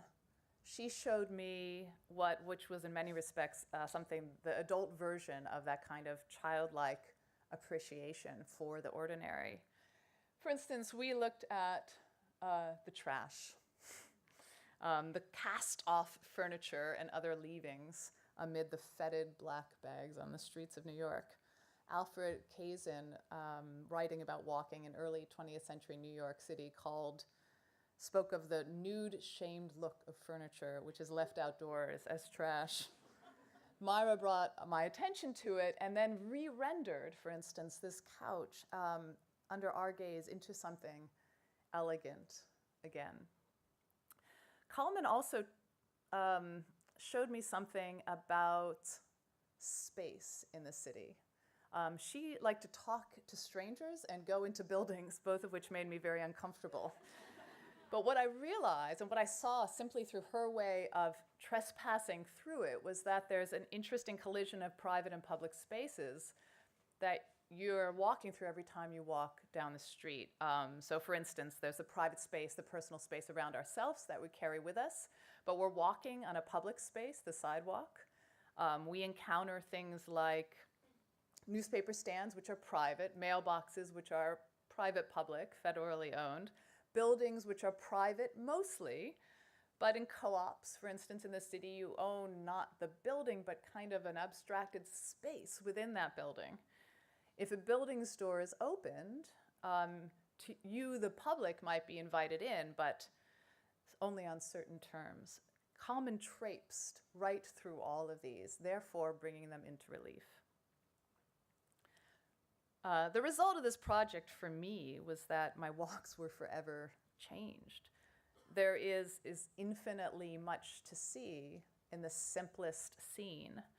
And now I have the opportunity to flex that attentional muscle. And I want to encourage it as an opportunity, not as a mandate. There's no mandate to look at these things, but there's a chance to look again, to reframe our ordinary scene, and thereby collect moments like these. Right now, you might see this in the city underfoot. The city is now proselytizing for me, I think out of a concern for pedestrian accidents, not out of a concern for the importance of looking. But I'll take the reminder, look. Thank you very much. Thank you, Bonnie and Wendy, for having me.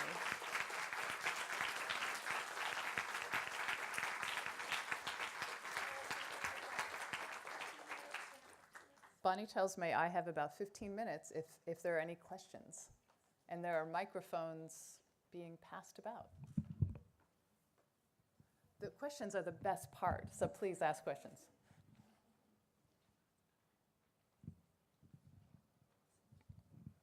Thanks very much. I enjoyed both of your books. Thank you. And this is a question that I think is important to a lot of us here. You are an enthusiastic and liberal footnoter. That's exactly right. I am interested in the way you think it's a kind of a distraction from the attention that we're paying to the body of the text, but it also enhances our understanding and the ways in which we deal with it. How do you think about it conceptually or as a writer? Yeah, very similarly. It's true. I argue with my publisher a lot about footnotes because they don't want to put them in popular press books because they make them seem scholarly, academic, and then there are people who won't pick up a book where there's really tiny type at the bottom of the page. But what seems to me perfect about the format is that it's opening a portal that you can follow. You can go this way, out this door, right? But you don't have to. You can continue with the main body of the text and stay there. But there is a lot to be said in every direction from, you have to choose carefully, but from many points. And I want to give those opportunities always.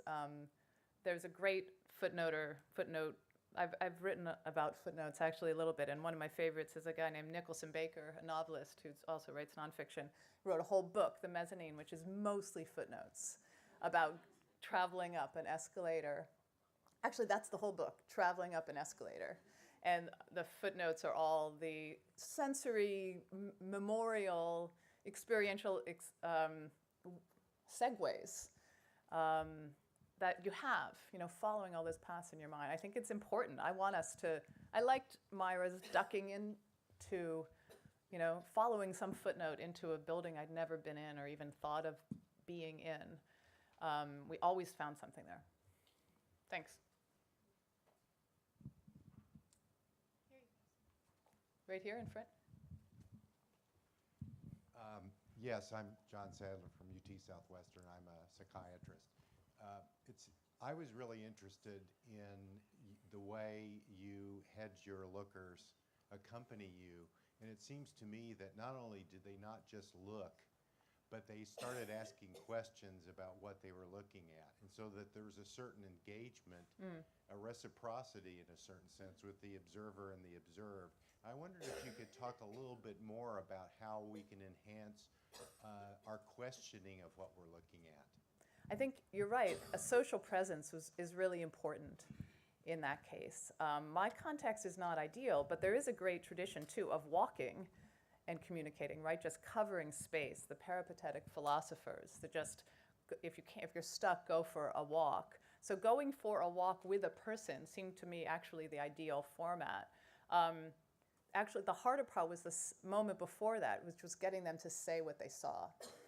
Often people don't know what they see, so I would have to sort of prompt them with questions about reminding them of their professional hats that they were wearing, essentially. Sort of saying it out loud, and that would give them the license to start talking about the things that they know, and then it became relevant to that which they were seeing. So we weren't in an art studio, we weren't in front of a geology display or in a clear geological area, but they got that mindset in their minds and then could apply it to what was right in front of them. I was asking questions along the way also trying to observe, which was actually impossible to do, these things at once, listen, ask questions, and observe for myself. But mostly, once they got started, they just continued a narrative. Because getting started was the hard part, and I could help with that. But if you think about, your walk down the street, my guess is that every one of you is talking to yourself throughout, right? It might not be about the most profound things.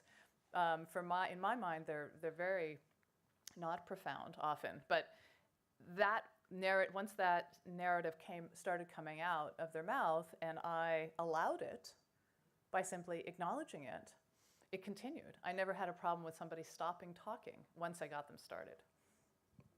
Thanks. Way in the back? Yes, I had a question about very much that process. Goethe used to say the eye doesn't see what the mind doesn't know. So it seems to me that your observers had a lot of knowledge, which guided what they were able to see. And conversely, what they were able to see because of their knowledge fostered their knowledge. So it becomes a catch-22. And if I have to come up with a common denominator, is curiosity. Which is, in our hyper-specialized and omnivorous curiosity, which in our high-specialized world is clearly a casualty. So how do you foster that? Well, it's interesting. They didn't have to be good attenders or really even curious at all. They just had to be good at the one thing and willing to talk to me about it. And then I could kind of concatenate all those experiences to see the richness of the block. But every one of them actually would end these walks with a kind of apology. I don't pay very good attention. By the way, attention is a very complicated process. And none of them thought they could pay attention. They were just talking about what they knew. It was not even that they thought I have this special expertise. They're just saying the way they think the world looks, right? I began to think that even though I had chosen people with expertise which I thought would be interesting on these walks, I could walk with anybody. All I needed was a point of view which was different than mine. And actually, the only real requirement was that they would be willing to tell me what they saw. There were a number of people I didn't write up in the book, although they were experts, and I wanted to know what they saw because they couldn't tell me. It was so implied. It was so implicit. They couldn't make it explicit, and that was police detectives. I wanted them to tell me why does that person look suspicious? What is the suspicious thing? I walked with two. Both could identify me as the person they were supposed to meet, having never met before. Why did I look like a person who walks around the block with strangers dozens of times? What is that look? How am I open or not? They couldn't tell me. It was a kind of visceral feeling. But other than that, I think you almost didn't need an expertise. You just need a point of view and a willingness to share it. Yeah, right next to him. Yeah, hi. Hi. What do you think of Garth Stein's book, The Art of Racing in the Rain? Do you think he represented Enzo as too humanoid? Right, that's a dog book question. Yeah. Yeah, that's hard. There are a lot of biographies and autobiographies. I mean, it's terrifically interesting and a great story. Is it a dog? Is it what's in a dog's mind? No, almost certainly not. I think our imagination is way too restricted when thinking about what it might be like to be even somebody else, let alone a member of another species. And I think you have to, to imagine something nonverbal, you have to go to you get yourself into a different perceptual space. And he did that a little bit, but that's not what he was trying to do. He was trying to make a story of another figure. We see ourselves reflected in other animals. Yeah, right at the back. So in listening to your talk, I'm really struck with the overlap with mindfulness practice. A Right. lot of it is it's being present, focused attention, even when you're talking about walking, that the walking meditation. I did a driving meditation when I was going through the Lincoln Tunnel that helped a lot. Excellent. but I know it's been represented in labyrinths and chakra and other meditative spheres. So I wonder for you how mindfulness practice or meditation overlaps with the work you're doing. Thanks. It does overlap, I think. It wasn't what I intended to do. And at some level, even though in broad strokes, it represents, my approach represented a real openness to everything, I wasn't really open in every walk, right? In some ways, I was very closed in every walk, and I was trying to see what one person was seeing. I was trying to see the world through one person's provincial worldview. So it was an openness that was achieved through being closed. I thought that was kind of interesting. One other thing, I did walk with a professor of psychology who's well known for her work on mindfulness, Ellen Langer, at Harvard. And we had a funny walk as we were walking along. This is a professor of mindfulness, and I thought, this is going to be, we're going to see a lot. And as we were walking along, she insisted on taking her dog. So I was walking with one of the dogs, the slow dog, and I was a step behind Ellen, and she was speaking, and the dog sniffed something on the ground. I looked down, and it was a $20 bill. Ellen had just stepped over it. And then there was another one, and then there was a third right in front of us. And I said, Ellen, there's $60, right? And you just stepped over it. And she said, well, you can't see everything.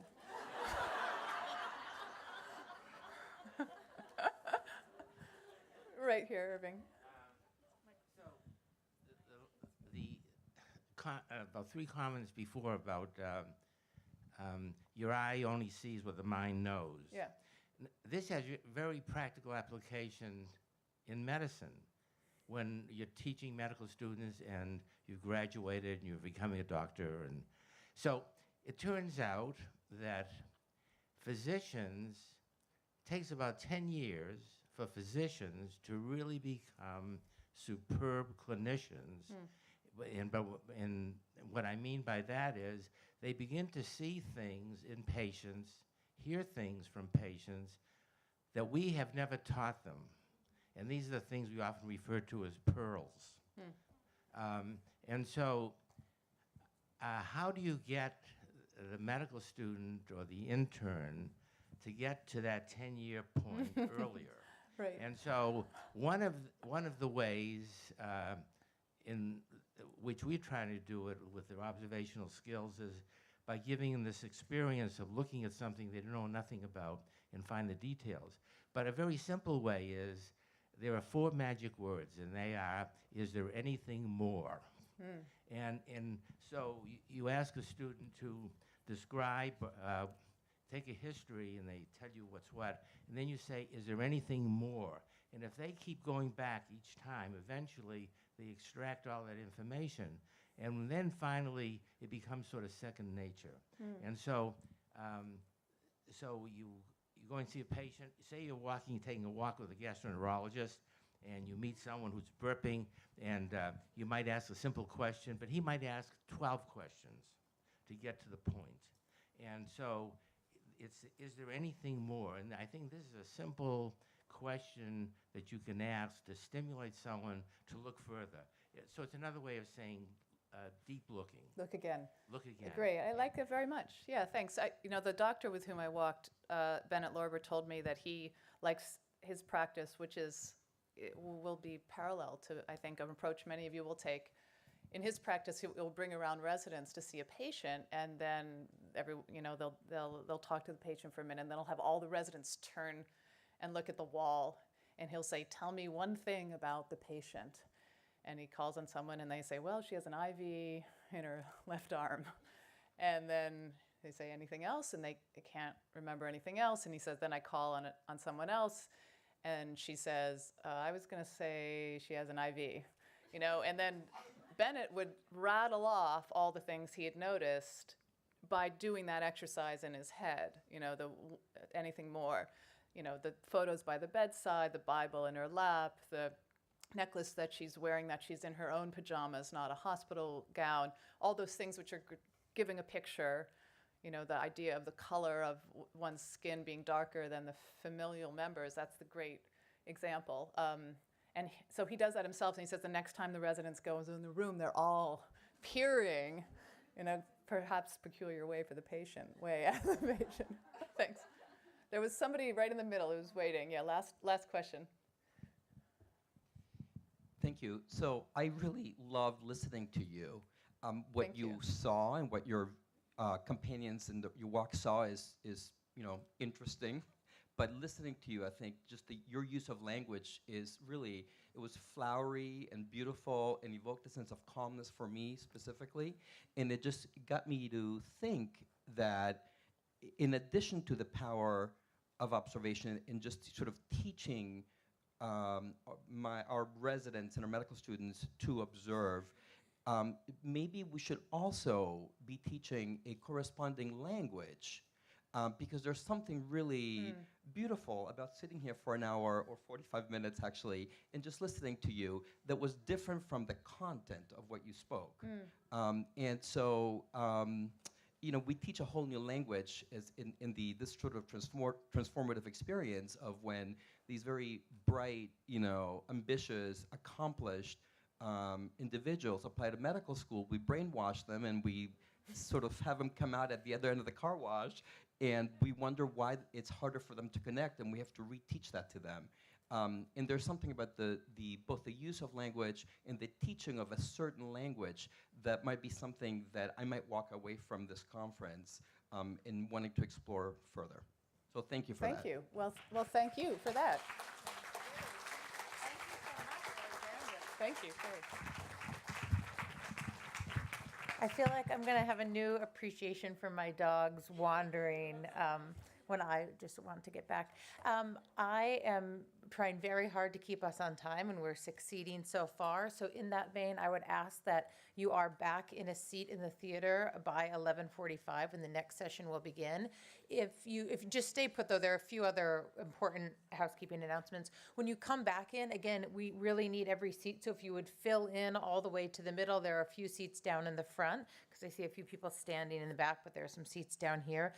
A correction from earlier, you only have a MoMA ticket for today in your folder, and tomorrow we'll have the stack of tickets for tomorrow so you don't have to remember them. When you leave, now you can also sign up for the tours tomorrow, the teaching demonstrations, as well as if you didn't sign up for the idea exchanges this afternoon, the sign-ups are both outside on 2 different walls. Please only attend the sessions that you signed up for, because the number of lines were the number of chairs, especially for the tours. The restaurant list for lunch is in your bag. This is not lunch yet. This is just a 15-minute break. And I think that's it. So please be back in your seat by 11:45. Thank you.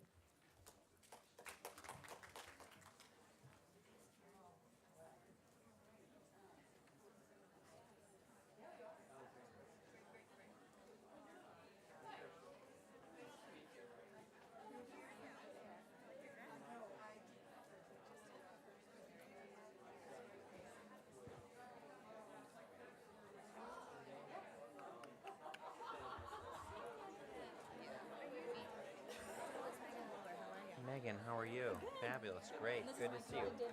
David, how are you? Nice to see you. You're the magician, is that right? Closet magician, okay. Good. Just both gonna run outside. Okay, good. And then come back. I'm gonna do too. I'm just plugging in, great. Okay. Good, good.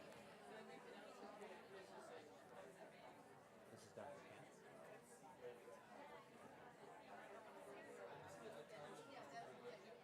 Great, thank you. It's a bad time. I'm just about to. But it's really good that we connected. Can you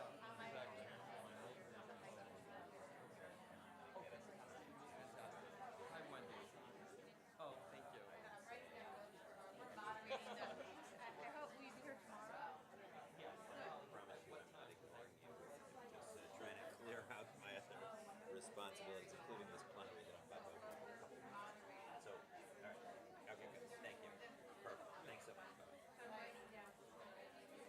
That was great. That was really fun. Oh, good. I don't have a book. I want to get it.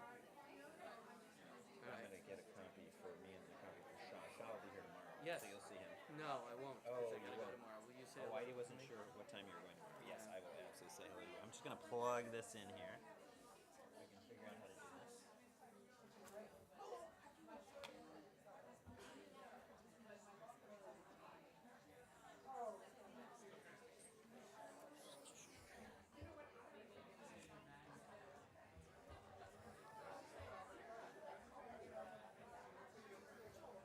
Yes. Monica. Yes, I know, right? It's like at some point you should see the whites in each other's eyes. I've seen your eyes. I've seen your pictures. I have them up here. But I haven't seen them in person. I'm just actually going to pull them up right here so that I can introduce everybody appropriately.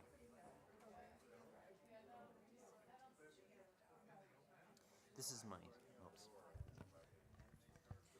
Yep. That's my little one-line summary. Is that okay? Of what you guys do? 100%. Yep. Perfect. Yep. It's my team. Hi, Monica.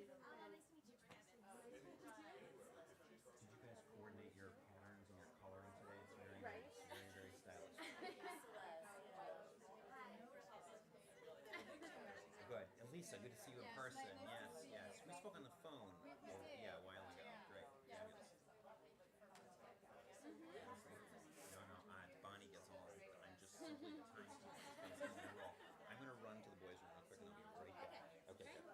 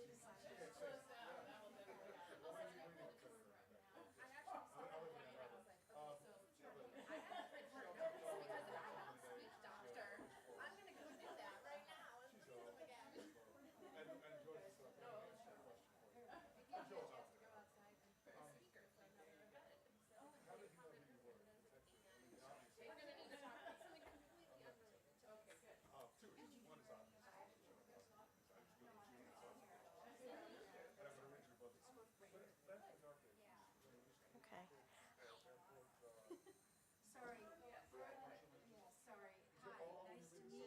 I'm so glad to say hello. And Celeste, thank you so much. We're excited to have you. So I was like, I'll get it off one session.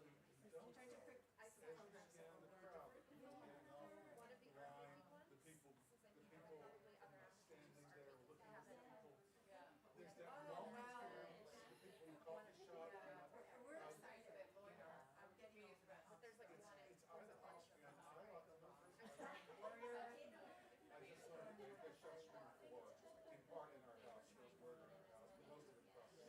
movie.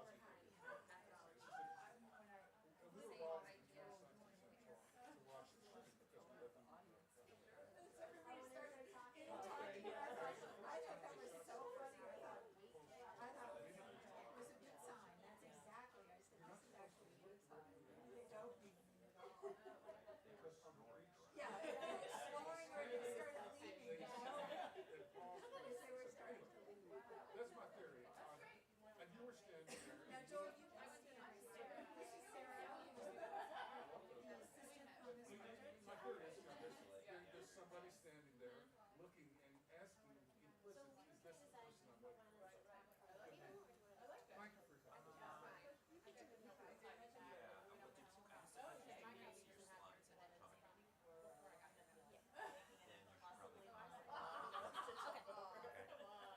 I'll have everybody come up and talk from the podium. And this Okay. must be the clicker, forward, backward. Okay. Right All here. right. Let's just make sure our Yeah, slides are that's- teed up.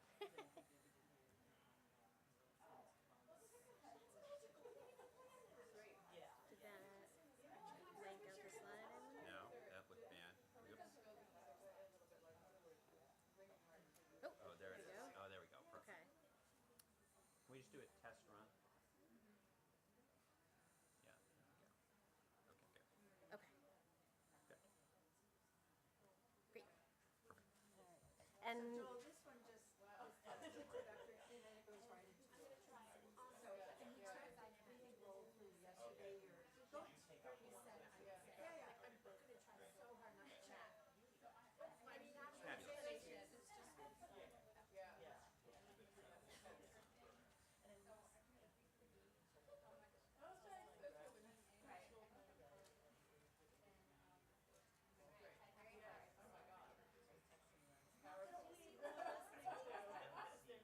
Well, there's a new one coming out. It's I mean, following that, like I just got more and more into smell, and I sort of pursue everything that I can bring in smell. I am a smeller. Being a smeller for a few months. And how long do you have? Well, I feel very confident. That's cool. Thank you. Thanks for telling me. Hi. Thank you. We're going to invite you up to the podium. I think so. I need to. All of you, and then I'm gonna do that. Oh, she was? Did she have a good time? Yeah, I went to 10, so I can so a little bit. Great. Can we have 7 minutes? The good news is we're all on lunch, so we don't have anyone to bump up against and can't pick us out. How much time do we have? So they saw people who live with these. Is that correct? 4 minutes? They're not gonna have time coming back. Yeah, that's No, true. I don't think we want to. All right, I'm gonna go into the restroom. So interesting. Because somebody Academy of Fine Arts, Philadelphia. Yeah, I won't talk about this one because you'll hear about it. We actually have 2 other, we have 3 med school partners. Each program is completely different. They're all in the room, which is nice. But I'm only presenting. It's a different year. So I lived in New York and I went to Philly a fair bit already, so, I mean, once in a while, I think I'm going in December, but I mean, I often go. I'm particularly excited that they were all welcome, even if they're not represented in terms of their curriculum. But this, but I feel like Cooper's model as a Yeah, let me is tell the you. most interesting of the 3 medical partners because they found Email is super easy, and it's, med school. And I it's think first that's initial last and last name, A-H-O-R-O. so that also makes the med school classes novel. That part is Not just partnership. Right. Yeah, which is interesting. Jefferson Medical College, not since the 1840s. They have some of the great elements being here at Not anymore. Oh, is that right? They tried to sell it, so we saved it. They had to sell it. It was a whole hullabaloo. Alice Walker's Walmart purchased to take to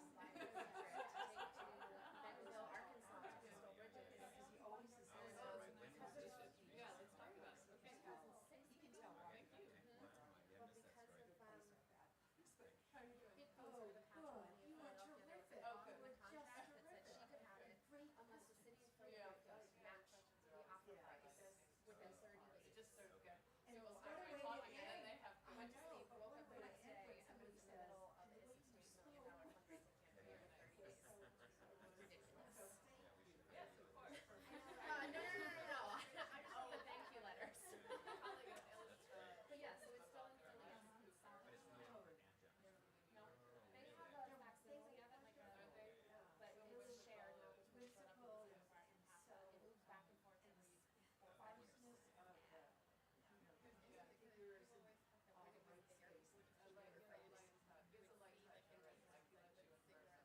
Yeah, they used to frame with an ashtray when you could still smoke in medical school and then put your cigarette out on a painting. Hello. Very nice to meet you.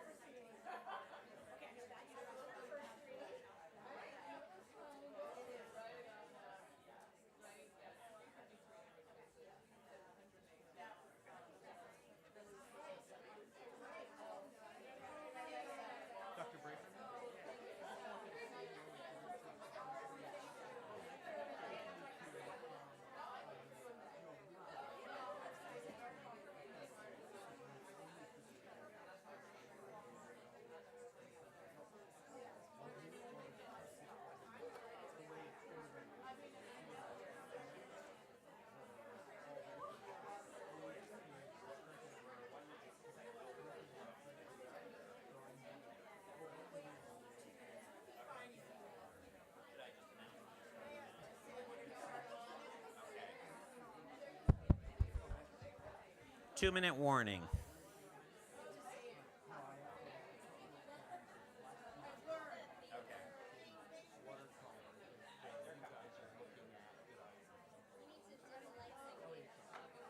probably could if I was smart. So I get up there a lot, and I was just... So you're part of the AAMC? Well, I was the first chairman of the board when we reorganized. It's all good. And Yeah, I'm a just trying to- distinguished service member of the WNC, but Darryl Kirch, you know Darryl, he's the CEO. He called me up and he said, listen, you've forgotten more about this field than I'll ever know. So how about you go and then tell me what we should do? So that's why I'm here. Okay. Okay, so you come to New Haven periodically? For the board meetings. I'm there a half a dozen times a year, and I always make sure I get to the Mellon Center and to the art gallery.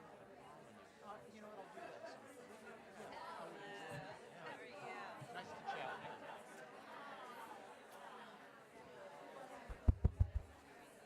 Please mosey to your seats, please. We're going to get started in just a moment.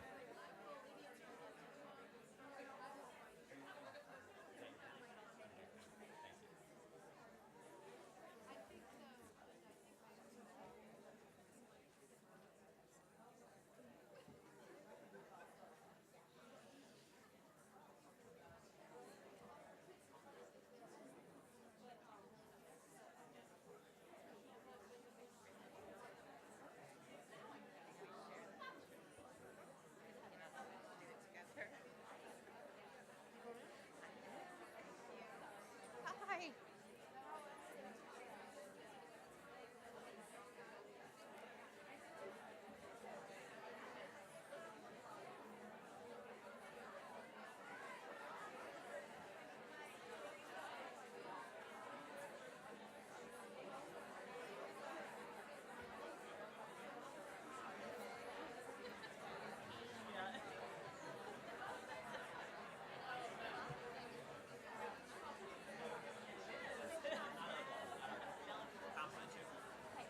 All right, we're going to go ahead and get started.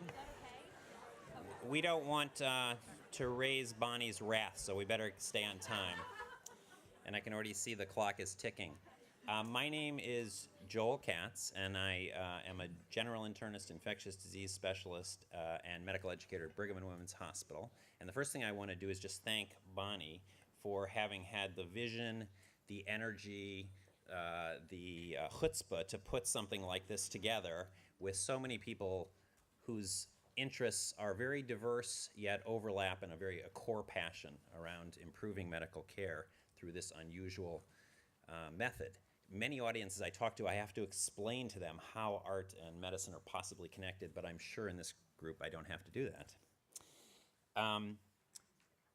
Bonnie asked me to just say a word about myself, which I did do, and we have a wonderful panel that I'm going to introduce, and our task in the next 45 minutes is to give you 3 examples of very different programs from around the country that are representative of the many different programs that Bonnie's drawn together, and start to stimulate the conversation and the discussion. So at the end of the panel, there will be time for conversation, questions, comments.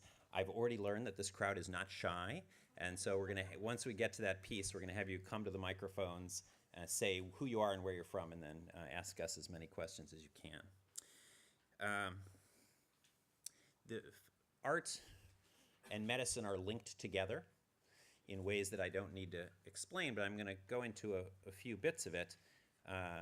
And in my mind, today's question is today and tomorrow's question is, how can you exploit the advantages of both to improve the patient experience, ultimately, or medical education as a way to improve the patient experience. We did a survey at Harvard a few years ago as we were putting together our Arts and Humanities Initiative and surveyed the entire faculty, resident, fellow, medical student, and dental student body. And you can see it's a large group. 13,500 people were surveyed, and we got about a 20% response rate, which is pretty good. And what you can see, if I can get this pointer, is that a very large percentage of people who are in the medical field have a close active link to one or more of the arts. 65% of people were actively engaged as a participant, a musician, or viewing and hearing music regularly. And you can see the other areas of the arts, and even visual arts. About a third of people actively engaged in arts. So this is a group that's already well engaged. The links go way back. Oh, just one thing to mention. The second question we asked them in our survey, a little self-serving, is can medical education at Harvard Medical School be enhanced by the arts and medicine? And in agree or strongly agree, 2/3 of the people did, which helped propel our movement. And I should just shout out to Lisa Wong right there, who's the president of our organization, who's here today. The links go way back, as illustrated here or depicted by Van der Weyden. This hangs at the MFA. It's a fabulous painting of St. Luke, the third apostle. He was an artist himself. He is attributed the religious fresco that he discovered this. I don't know if it's true or not, but some people say he invented the religious fresco. He was a Greek physician himself, and he's said to be the only person who ever drew Jesus and Mother Mary from live, from the flesh, life drawing. Historically, unfortunately, he lived about 150 years after them, so it's highly unlikely that happened, but we're not going to worry about that. And the links are deep, as I said, and another way, in my mind, to illustrate the links is to think about the brain and how the brain works. As a physician, that's how I think. And they're both art and medicine utilize the left side of the brain and the right side of the brain collectively, being able to see the big picture and the small details, being able to balance ambiguity, accept multiple possible hypotheses in your brain without premature closure. Those are aspects of both professions that I think are closely linked. And it's illustrated by this test that we give our patients, the Ray Ostrich complex figure test, which is a visual spatial test that helps differentiate where brain lesions are. And you ask the patient, you show them this picture, and you ask them to draw the picture. And depending on what the pathology is, they will come up with different patterns of responses. And so, for example, this is a patient in whom the details are very clearly evident, but they've lost the sense of the big picture, okay? And this is someone who has a left brain lesion. And this is the opposite, someone where the big picture is visible, but they've lost all the details. And it's a very, very clear association between how the two sides of the brain work together. So with that as an introduction, I just want to expand a little bit on Dr. Braverman's history that he gave this morning of this field from my perspective. When I look back in the 1960s and 70s, there were very small pilots of artists who were physicians who were using art in medical education. For example, there was a New York surgeon who used to have his surgical residents come in at 4 in the morning and do life drawing so that they could be back at the wards to round on their patients by 5:30 in the morning. And his view was that this was a way of expanding their vision of spatial relationships and also of the patient as a whole. Those types of studies that were done were really very observational, and they're more reported in memoirs than they are actually in literature. There's not much in the literature. In the 1970s, Robert Coles, who was a pediatric psychiatrist, wrote a beautiful essay in 1979 in the New England Journal of Medicine, where he outlined some lapses that he had noticed in the patients he cared for, professional lapses. And the point he was making that all the physicians who made those lapses were very well-trained physicians. They knew the science, they knew the technical aspects of care, but the lapses that were made were professional lapses, and they were lapses that were taught by the great authors and novelists of our time. That if you had read Graham Greene or you had read other great writers, you would have learned those lessons. And his point was that medicine had perhaps the pendulum had gone too far, and the arts and the humanities had been removed from medical education in ways that were detrimental. In the 1980s, there was a number of, really in the nursing field, of nurse educators who used art there's a number of articles in that area, used art to enhance nursing skills. And there was a wonderful book written by Jerry Berg, a nurse educator in Illinois, on visual arts and nursing education that is, I think, was seminal. In the 1990s, as you've heard at Yale, they pioneered the sort of quantitation of this methodology. And since that time, since that article in 2001, a number of programs have been popping up around the country, very disparate, very individualized, looking at local needs, local activities, local resources. The field has come a long way since that. That's why we're here in this room. It's wonderful to see so many people together. And in addition, it's documented by the current edition of the Journal of Museum Education. This just came out last week. And the articles are focused on using art museums as a way to train healthcare workers. And I should just mention that one of the co-editors of this edition is Brooke, who's on our panel today. This is the role that, as a medical educator, that I feel I'm in, the middle manager, okay? This is the ultimate middle manager. You have a group of people who you report to above you and a people below. And if you remember, this is Prometheus, and he was charged by the gods to take care of the humans.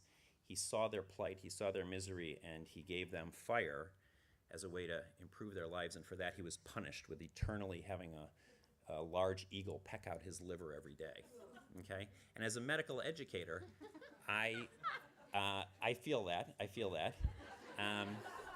and I encourage our other educators and the educators around me to think about two things. One is, what is the competency that we want to develop? That's where we, as the usual, starting point. What's the problem that we're addressing? And then part two is, after the method, how do we assess whether or not we've been able to come to that and successfully? And this is my residents put together a little version of that for me because they know how I feel. In preparation for today, I just did a very simple search. I went into PubMed and I matched the words art, medical education, and either visual or museum. So a little very crude survey. There are 158 articles tagged in Medline, PubMed, of which many were excluded because they were really off target. They were on art therapy, they were on medical illustration, they were on medical history. But the ones that were relevant were 68 articles in the last 25 years. And I'm just going to give you a quick cross-section of those. The vast majority, 90%, were from the United States, but there were others from Canada, Great Britain, Netherlands, Israel, some other places. They were largely, 80%, in the physician literature, but as I mentioned, there's quite a bit in the nursing literature here, and I think we need to acknowledge that. And then increasingly, there was this interprofessional or interdisciplinary group that I think is an emerging group and a really wonderful area that some of you are working in. And if you hone in on those 68 articles, about half of them are related to clinical care. How do you improve? Can you use this method to improve clinical care? And about half of them are related to professionalism, improving teamwork, improving communication, patient-centeredness, empathy, et cetera. And then there's a scattered few around the technology, art making, methods of doing this, and a couple of reviews. So and as I scanned the literature, I would say that two observations. One is that it's a moving target. I think the area of professionalism is more recent and it's emerging, and that is reflected in the syllabus of today's presentations, which are the majority, I would say 3/4, are in some areas of professionalism. This is just a quick reminder of this dichotomy that emerges in medicine with the physician here depicted by Picasso as the cold, dispassionate scientist, and has deferred over the care of the patient to the nun in this case. And I think it is a real dichotomy in medicine where medical education has moved very much to technical aspects and away from the humanistic aspects, and hopefully this movement will change the tide. All right, and I'm actually going to just skip through this real quickly. These are some of the things I think about when I look at programs, and these are some of the things I've asked the panelists to talk about. The goals of the program. and these are some of the types of goals, and this is just a small sampling.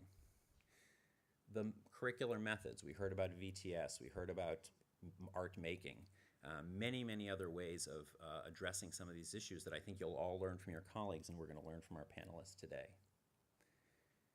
The timing in training, some occur in the preclinical years, some occur in the clinical years, some occur after the professional habits have been formed in senior faculty. This is an important issue. There's pros and cons to each method, and I think we'll learn from each other. Some of our programs are required, some are elective. In the elective versions, you may say we're self-selecting for the people who don't actually need what we're doing. And in the required side of it, you've got a third of the people who are very antagonistic, potentially starting out, and what do you do with them? Defining and measuring relevant outcomes, and what I would say here is that there's a plenary on this later, but the ultimate outcome, in a sense, is can you improve patient care? That's a very high bar to prove, but I would say in some ways that's really what's most important.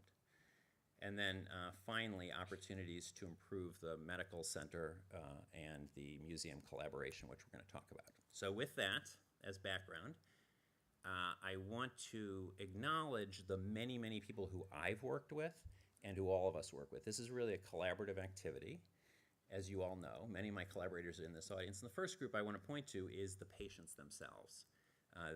In many of our courses that we run at Harvard, we involve patients in it, and they are perhaps the best and most important teachers, collaborators. The trainees, the residents, some of whom are depicted here. And then the fabulous relationships that I've gained with many of my arts educator colleagues, many of whom are right here. And I think it's that partnership. The predictor of success, in my experience, is the partnership between a strong arts champion and a strong medical education champion working in parallel. And we're going to see that today on our panel. So we have three groups who are presenting today. They've been selected, in a sense, to reflect different approaches to these types of issues. And I'm going to, even though I haven't been able to do it, I'm going to ask them to stick to their 7 minutes. And I'm going to introduce each of them, the three groups, and then have them come up, and at the end there will be questions. Our first group is from Beth Israel Deaconess Medical Center, Harvard Medical School, and the Museum of Fine Arts, Boston. Brooke DiGiovanni Evans is the head of gallery learning at the MFA in Boston. She oversees 80 gallery programs each month for students of all ages. Brooke has worked in art, in science, in natural history, and at history museums. She currently serves as the board president for the National Museum Education Roundtable, and she holds a Master's of Education and Museum Sciences certificate from Harvard. Next to her is Celeste Royce, who is an obstetrician, gynecologist, generalist, and co-director of the OBGYN residency at Beth Israel Deaconess Medical Center. She is the director of their ambulatory unit, whose main focus is patient safety, medical education, and addressing the health disparities. Her interests outside of work include music, running, kayaking, outdoors, and spending time with her family. And the two of them will tell you about a program that focuses on physician wellness at the resident level, very challenging population to take care of, and they also have been successful in implementing an assessment program that they're going to tell you about. Our second group, if I can get this technologically,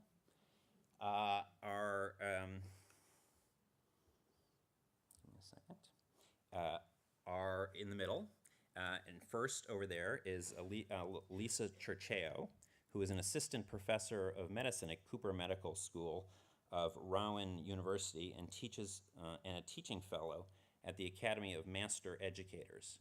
She currently serves as the Associate Program Director for the Internal Medicine Residency, where she develops novel curricula, mentors, and facilitates quality improvement and patient safety initiatives. She is the course director of the Medical Humanities program and leads the Wellness Initiative at the medical school and hospital. And next to her is Monica Zimmerman.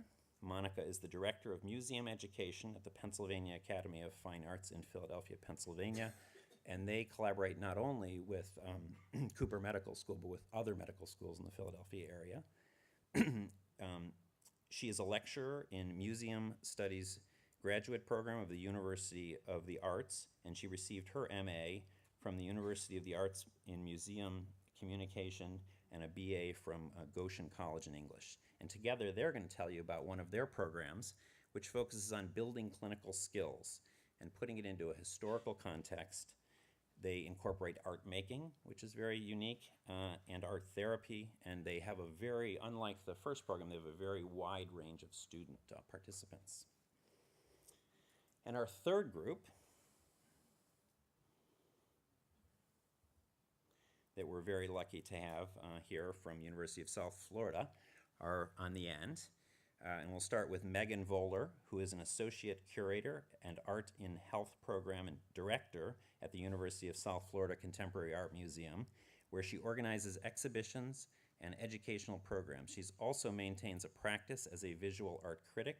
Megan holds degrees in studio art, media studies, and art history.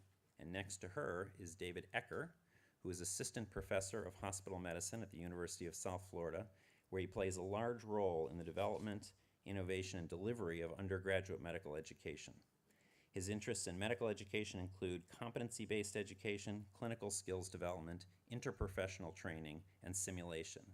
Nationally, Dr. Ecker is a member of the Society of General Internal Medicine's Education Committee and is the advocacy and advancement chair of the directors of clinical skills courses. And he also, if you read your program, is a amateur magician. And they are going to talk about a program that they use in a very different way to catalyze faculty development. So with no further ado, I invite Celeste and Brooke to come on up.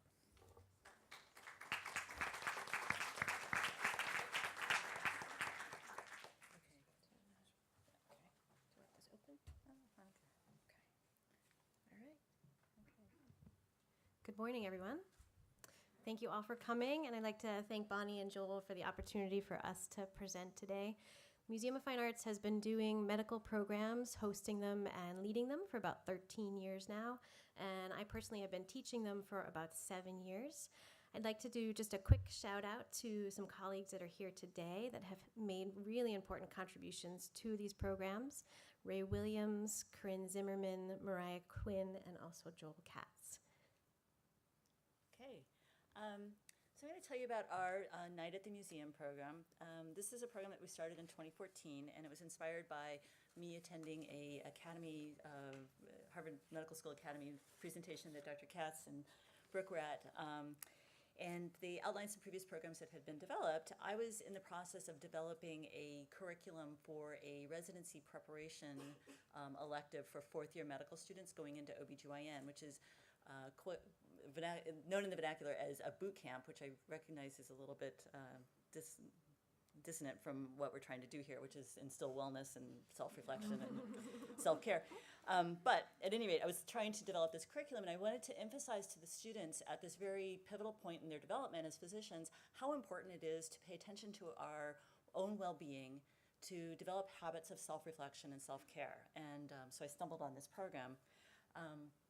It started in 2014. It started with the fourth-year medical students, and we since have been able to use that pilot program to go on to start a wellness initiative in our residency.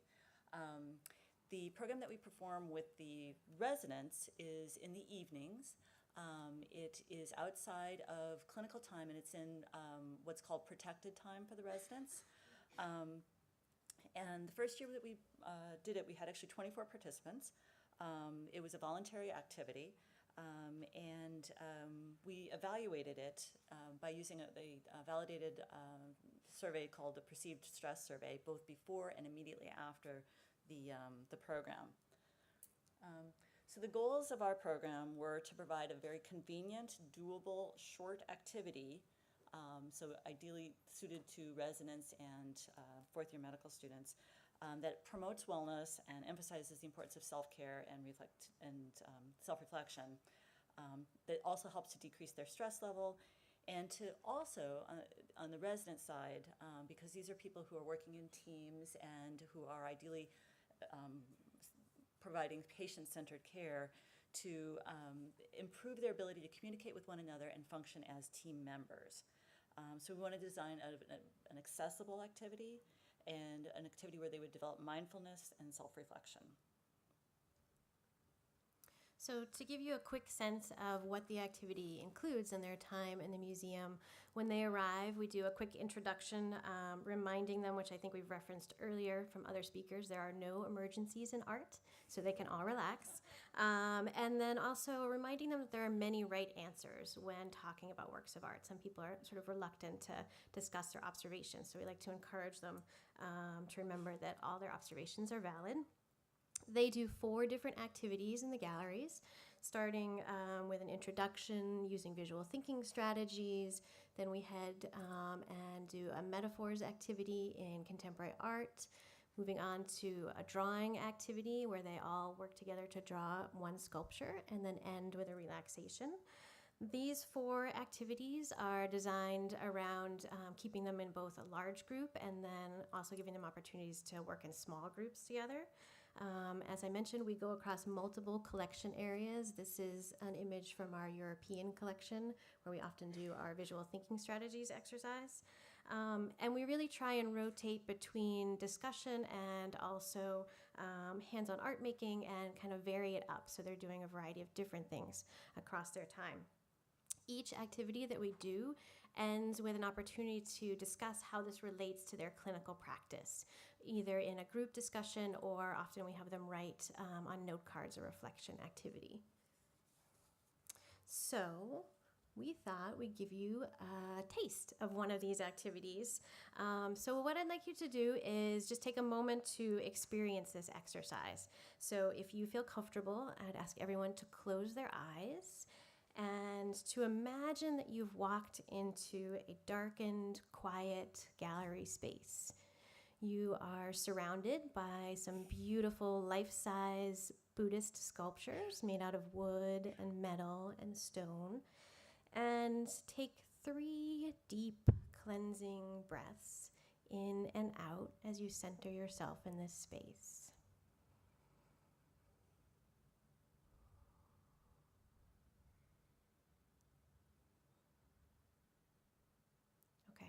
Is everyone feeling all relaxed now? You can open your eyes. So what we do with the residents and the interns is a little bit longer than that. We do a sort of guided relaxation throughout their bodies, but we do intentionally keep it short. It's probably about 5 to 8 minutes long. And the reason for that is the hope that they will then take this activity back to their hospital setting. They'll find a peaceful room, either inside or outside, where they might be able to practice this once at least throughout their day. And really an emphasis on self-care and the importance of that in the medical world. So these are some of our results. This is the results from our 4th-year medical students. And basically all the students are surveyed on these different metrics. And as you can see, the vast majority felt that it was relevant to their education and that they would recommend it to another student. This is more information about the residents, so a larger group. And the important things here to see, I think, are that they found that the program was relaxing, that they had, that it was something outside of what they would normally do, but that it was an enjoyable activity for them. In terms of wellness, actually 32% in free text response identified it as improving their sense of wellness. So we thought that was pretty good results.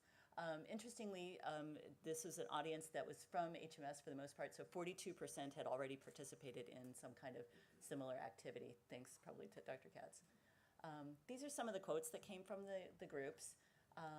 And they found that they were able to appreciate different perspectives, that they had enhanced relationships with their peers, it was relaxing, and it did give them an opportunity for reflection.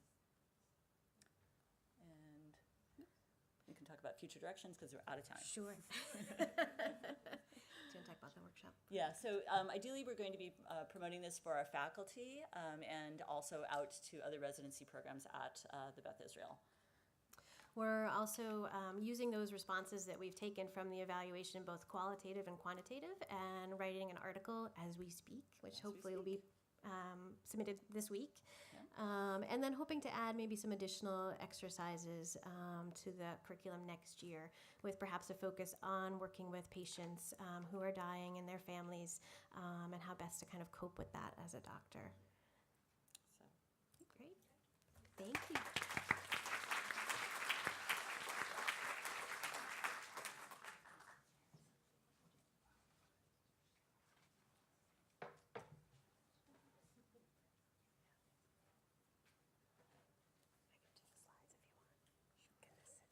Hello, everyone. Hi, everybody. Very relaxed after that first session. How do we make this thing advance? Oh, this. Oh, great. Okay. So the Pennsylvania Academy of the Fine Arts, PAFA for today, 7 minutes, has actually been working at the intersection of art and medicine since 1805. It's part of our founding curriculum for training the fine artists in our matriculated programs. And so along with this one and 2 other models that we work with in Philadelphia with Jefferson Medical College and the Drexel College of Medicine, it's part of a natural extension of sort of a 200-year history of trying to train artists and doctors next to each other. And CMSRU was founded in 2012, and that's when we started our humanities program. We broke off of the somewhat fractured UMD&J system. So we just graduated our first class, actually. We wanted to have as the precepts of the medical school innovations in medical education, and also a basis in the humanities to inform the art and the science of medicine. So we started collaborating in fall of 2014. And our program is very broad, so there's opera, music, film, photography. It's a wide range of courses that are offered to the M1 and M2 students. It's mandatory that they must take 1 per year, but they can select within those offerings. So you'll see a lot of goals listed, maybe an absurd amount, but that's only possible because we have a multi-layered program that intervenes in the curriculum at multiple points throughout the academic year. But in particular for students, we try to focus on ways that we can help them look at art and make art to develop a new visual vocabulary that will translate into a clinical vocabulary. And we also try to really emphasize the concepts of emotional intelligence, not just as a bedside manner issue, but partly the science behind it that translates directly into professional success on a larger scale. And of course, all these program goals do overlap with the larger humanities curriculum. Some of them, you can see like the kinetic learning that we do with the drawing course definitely overlaps with our dance and medicine course, or for example, our theater and the role of role playing. So there's a lot of overlap, particularly with burnout. Hopefully all of these will address burnout. So we have a broad audience, as I said. So we're going to be focusing mainly on the M1 and M2 students, but we also target residents and attendings and faculty. So very quickly, we use all 4 of these methodologies in our program, and we'll run through them each real quick for you. So in our 4-week humanities selective for students, the first week is spent actually orienting students to the long history of collaboration between artists and medical professionals. The goal here is to focus on discoveries like motion study photography, like plastic surgery, like the psychology of PTSD, so that they sort of understand other ways in which discovery has required collaboration over the years. And then at the end, we introduce some of the works in the classical canon, things like the Mona Lisa showing physical diagnosis signs, doing Piero di Cosimo's Satyr mourning over a nymph. And we generate a differential diagnosis, and we do this both to get buy-in from residents, people who may be a little slow to accept, but also to see how it's directly applicable to their practice. They can look at the Mona Lisa and say, oh wow, I really never did see this in the picture. Week 2 is the close-looking exercise in the galleries, and we owe the staff at Yale a huge debt for introducing us to that concept a while ago. And since this is something that I think is going to be covered in a lot of ways over the next 2 days, we're going to leave it at that.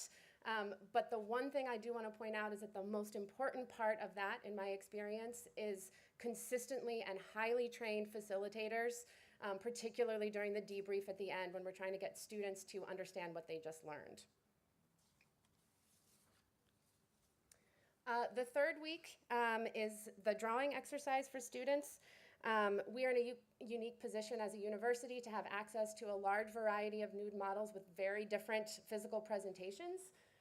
So we always make sure to put up multiple nude models for the students so that they can actually start to see the difference between bodies as a form of composition. So lines, shapes, colors during their drawing exercise. And then for students who really enjoy this, we also collaborate with Rowan's main art department, and they can go down to that campus, do live nude models, still lifes, but we also take them into the anatomy lab so they can do cadaveric sketching. And thank you to Thomas Akins for providing us with this photograph from the 19th century that represents the ways in which the human body is read differently by the students. The last week is a focus on art as therapy. We are not licensed art therapists, but we do have a member of staff who's been both patient and has an expertise in special populations. And so we not only have the students do the art therapy exercises, things like the PPAT, person picking an apple from a tree, which is very quick, but we also give them model patients and model therapeutic interventions and have them actually develop hypothetical personal care plans for those patients using art therapy. For our resident curriculum, so we recognize there's a hidden curriculum and we could do a wonderful job training our M1 and M2s, but then if they enter the clinical setting and encounter burnout physicians, it could just be for naught. So, so we've done evening sessions in the gallery, and we've also done, if you go to the next slide, drawing sessions. It's with residency schedules, it's always very busy and sometimes hard to fit things into the schedule. We co-opted a noon lecture, and one of Monica's colleagues brought a bag of skulls, charcoal and paper, and we had 30 residents. We sat them down on 3 different papers, and she flitted around to different tables and and directed people when they weren't rendering, when they weren't actually rendering what their eyes were seeing. And it was a very well-received session, and they actually, the biggest report afterwards was that there was decreased stress after the session, so it was very, very valuable. So we're in the middle of gathering qualitative and quantitative information, but in short, we do pre- and post-test writing exercises. We do give them 2 pre- and post-tests that are scaled. We give them both Budner's and the Santa Barbara Solids test. The Jefferson Empathy Scale is administered to everyone. We're in the process of doing the MC, the Mayer's Caruso-Salve Emotional Intelligence Test. The Jeffries Cultural Competency Scale we think is also relevant for our population, even though the collection is American art. It's from different time periods, so it is still a different culture. And of course the overlap with the ACGME milestones, Dr. Katz already spoke about it, so I won't belabor that. And since we're out of time, like everybody else, the future plans can maybe be a point of discussion that we do as a group. This actually doubled over the past 24 hours, so. Yeah, so we'll just skip it, but lots of ideas, of course. So thank you. Thank you.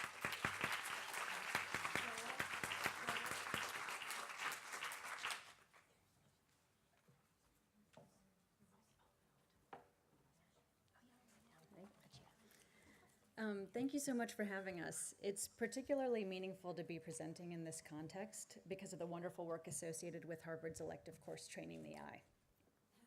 And that's been a great inspiration to our program at the University of South Florida. In fact, I want to give a shout out to Alexa Miller, who was a consultant for us for our first couple of years doing this program. And I want to say, whatever good we achieved, Alexa deserves some credit for, and whatever we haven't achieved yet, it's not her fault, of course, right?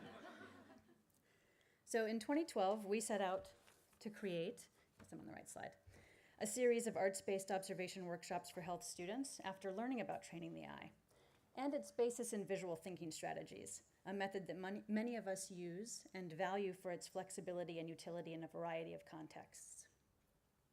Our jumping off point was an ambition to extend VTS, a VTS-like approach, into other artistic disciplines in a way that would serve students across healthcare disciplines. So at USF, we're particularly proud and want to highlight 2 key aspects of our program. The first is the program takes advantage of the university's commitment to interprofessional education. So the program is a partnership between the museum and USF Health at large. The program participants include medical students, nursing students, physical therapy, pharmacy, social work, and communication science and disorder students as well. So by design, this really allows students to learn from, with, and about each other. They also provide each other with insight on how they utilize information in different clinical contexts. Second, we've really adapted the traditional VTS model to create 4 interactive workshops in which students have the opportunity to explore, participate, create, and experience both the visual and performing arts, including music and dance. So this interdisciplinary impulse, which at USF is coming from both health and the arts, has meant that from the start our program was not going to be able to place as much emphasis on the idea of clinical skill building. While we do make connections to clinical exam skills during the workshops, we've taken a broader approach to observation that is encompassed for us by the word attending. And attending, a word that we've already heard here today, is a process of directing one's attention that extends beyond visual observation into other sensory modes, and can also be a social and interpersonal process of being present in communication contexts. When we asked faculty and students, what does attending mean to you, they cited many of the terms you're seeing on screen. This more flexible conceptual framework has allowed us to create, first, a deeply interdisciplinary and interprofessional experience, and second, an open space for exploring together what there is to learn at the intersection of the arts and health. Thank you. And We'll get it. this comment by our dance faculty member, Mary Lynn Morris, really encapsulates our approach to attending. She says, I find that attending, if done well, usually involves the following elements: slowing down and indulging in time in order to notice more fully the details, nuances, and layers of an experience. Recognizing that knowledge is not fixed. Sustaining one's focus in an activity or experience. Adopting an explorative, open, and inquisitive attitude. Seeking connections and self-reflecting. So as I mentioned, our series consists of 4 workshops that last 3 hours each. It's a voluntary experience as an elective, and it's attended by about 20 students per semester. Though each workshop is designed and couched in a different artistic discipline, they share common structure. So throughout each workshop, the students have the opportunity to observe, participate, communicate, and reflect upon their experience. So the first workshop is the studio art workshop, in which students are initially introduced into some basic vocabulary of shape and form. The experiences include a couple. One is blind contouring, which challenges students to draw without having the bias of actually seeing what they're drawing, without worry about judgment from their peers sitting next to each other. We also have color exercises in which students work together to create optical illusions or color images, and that really allows them to discuss how they perceive and interpret different experiences. At the close of this workshop, based on the teaching eye, we have a MD faculty member come in and discuss dermatologic cases by pictures without attention to the ultimate diagnosis, but rather describing what the students are actually seeing. Our museum workshop is VTS based. Excuse me. Students undertake a series of discussions of contemporary artworks, starting with narrative photographs, and in fact, Gregory Crudson is one of the photographers who I always use. We start with him every time, and concluding with selections from our temporary exhibitions. After an initial VTS discussion, students actually take on the role of discussion facilitator in pairs, which challenges them to practice listening and paraphrasing their colleagues' observations. And this is an unusual way of using VTS that we adapted after seeing it used very successfully by Hope Torrance at the University of Miami's Lowe Art Museum. During this workshop, students also create a self-portrait using an iPod or cell phone camera, which is then briefly VTS'd in the group. And at the end of the workshop, a public health faculty member leads a VTS discussion of a selection of images chosen to address cultural difference.